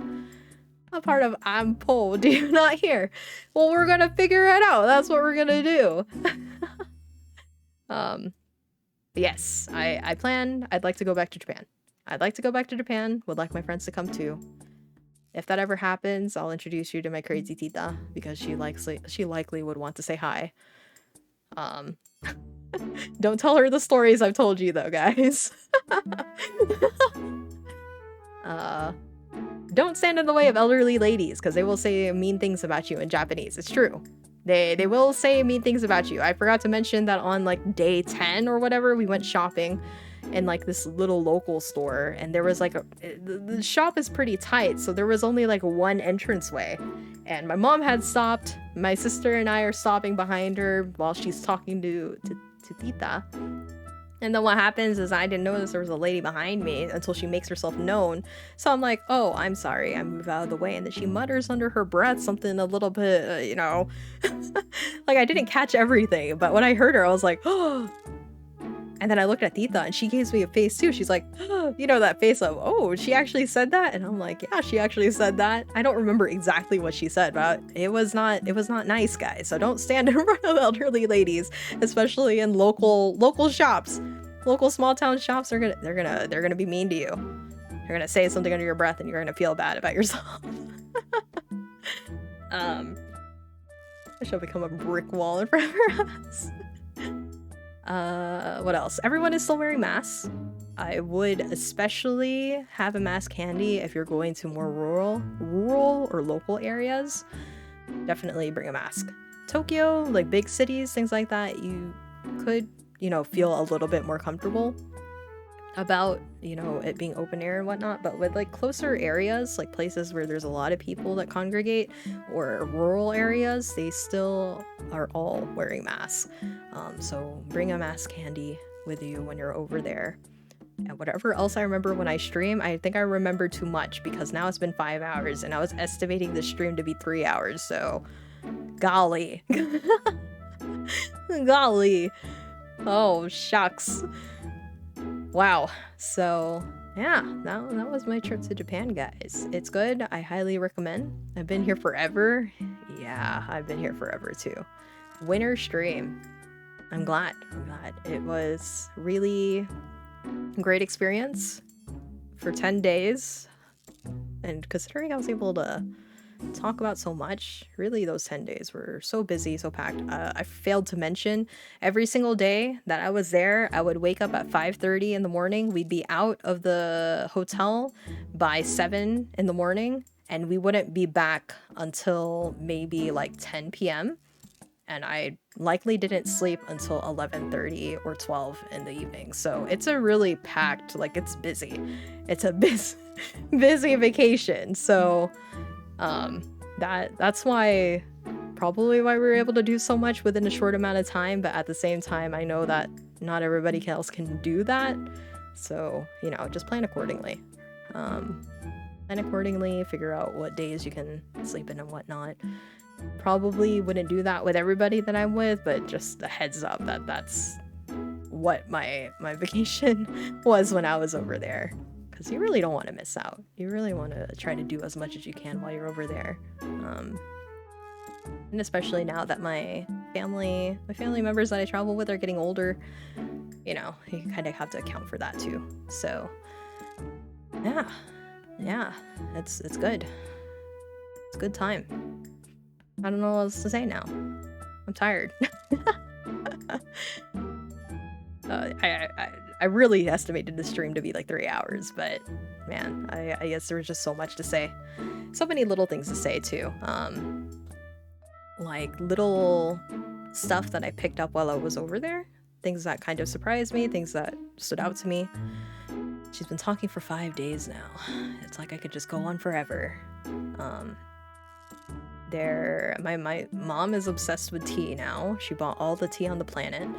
So we have a lot of tea in the house. A lot of tea, a lot of Mario, a lot of like gaming souvenirs that I bought that I need to start handing away to people one by one. And yeah, I have Butterball back, which is nice. Butterball's been good. He hasn't come out tonight yet, though. I'm gonna wake him up in a little bit after the stream. A lot of tea, a lot of shade. Correct. But I hope that they're able to come to America too, because it seems like the boys like to travel, and my tita wasn't aware of that too, that they were interested in traveling. But then I guess another thing too, when I was listening to my tita talk, like I said, I'm like, Tita, what have you done while you've been in Japan? And I'm not going to talk about any specifics about her family and stuff, but it's like, really, their culture is wake up, go to work, Go home, eat, sleep. That's really their cycle of life. So we were kind of like messed that up a few days for them. But like I think they need, you know, a little break here and there every so often would be good for them too. So for Tita to experience that, I'm glad because she had a lot of first times during this trip, and I think it was as much as a vacation for her as it was for us. It sounds like she needed it too. She's so ready to retire. She's like, I can't wait until I'm 65 or 60 actually. I can't wait until I'm 60. I'm going to retire and I'm just going to stay home and sleep and watch Korean dramas. And I'm like, wow, I aspire to be like you because I'm the same way. Can't wait to sleep and watch Korean dramas also, so I get it. Locked in, right? Right. Yeah, she's... I don't know. I hope she had a good experience. She living life in retirement. She knows what she wants. She do. She already has 2 houses. She's got a nice Audi car. You know, her boys are already working. They're doing that startup. They're probably gonna be like really well, like their business. So honestly, is gonna be pretty stable. So they're gonna be living comfortably. I feel like my mom will just be like that. Gonna watch all the Asian dramas. Yeah. Okay. I think that's the end for me, guys. So. Thank you for hanging out. It's been fun. I'm glad I was able to talk about Japan in depth. I don't know if I'm gonna keep this stream. I feel like I should because I really shared so much. But thank you for, you know, listening to me talk about it. I know it was like a huge dump of information, but I really had a lot of fun talking about it. Yeah, keep it. Yeah, I think I will. So thank you guys for being here tonight. I know it was a long stream. You guys handled it pretty well. Probably we should have taken more breaks, but oh well, it is what it is. So I'm gonna head out. It's actually starting to storm, so I'm worried about the internet cutting out. But okay. Good night. Goodbye. Thank you for being here. I appreciate it. Bye.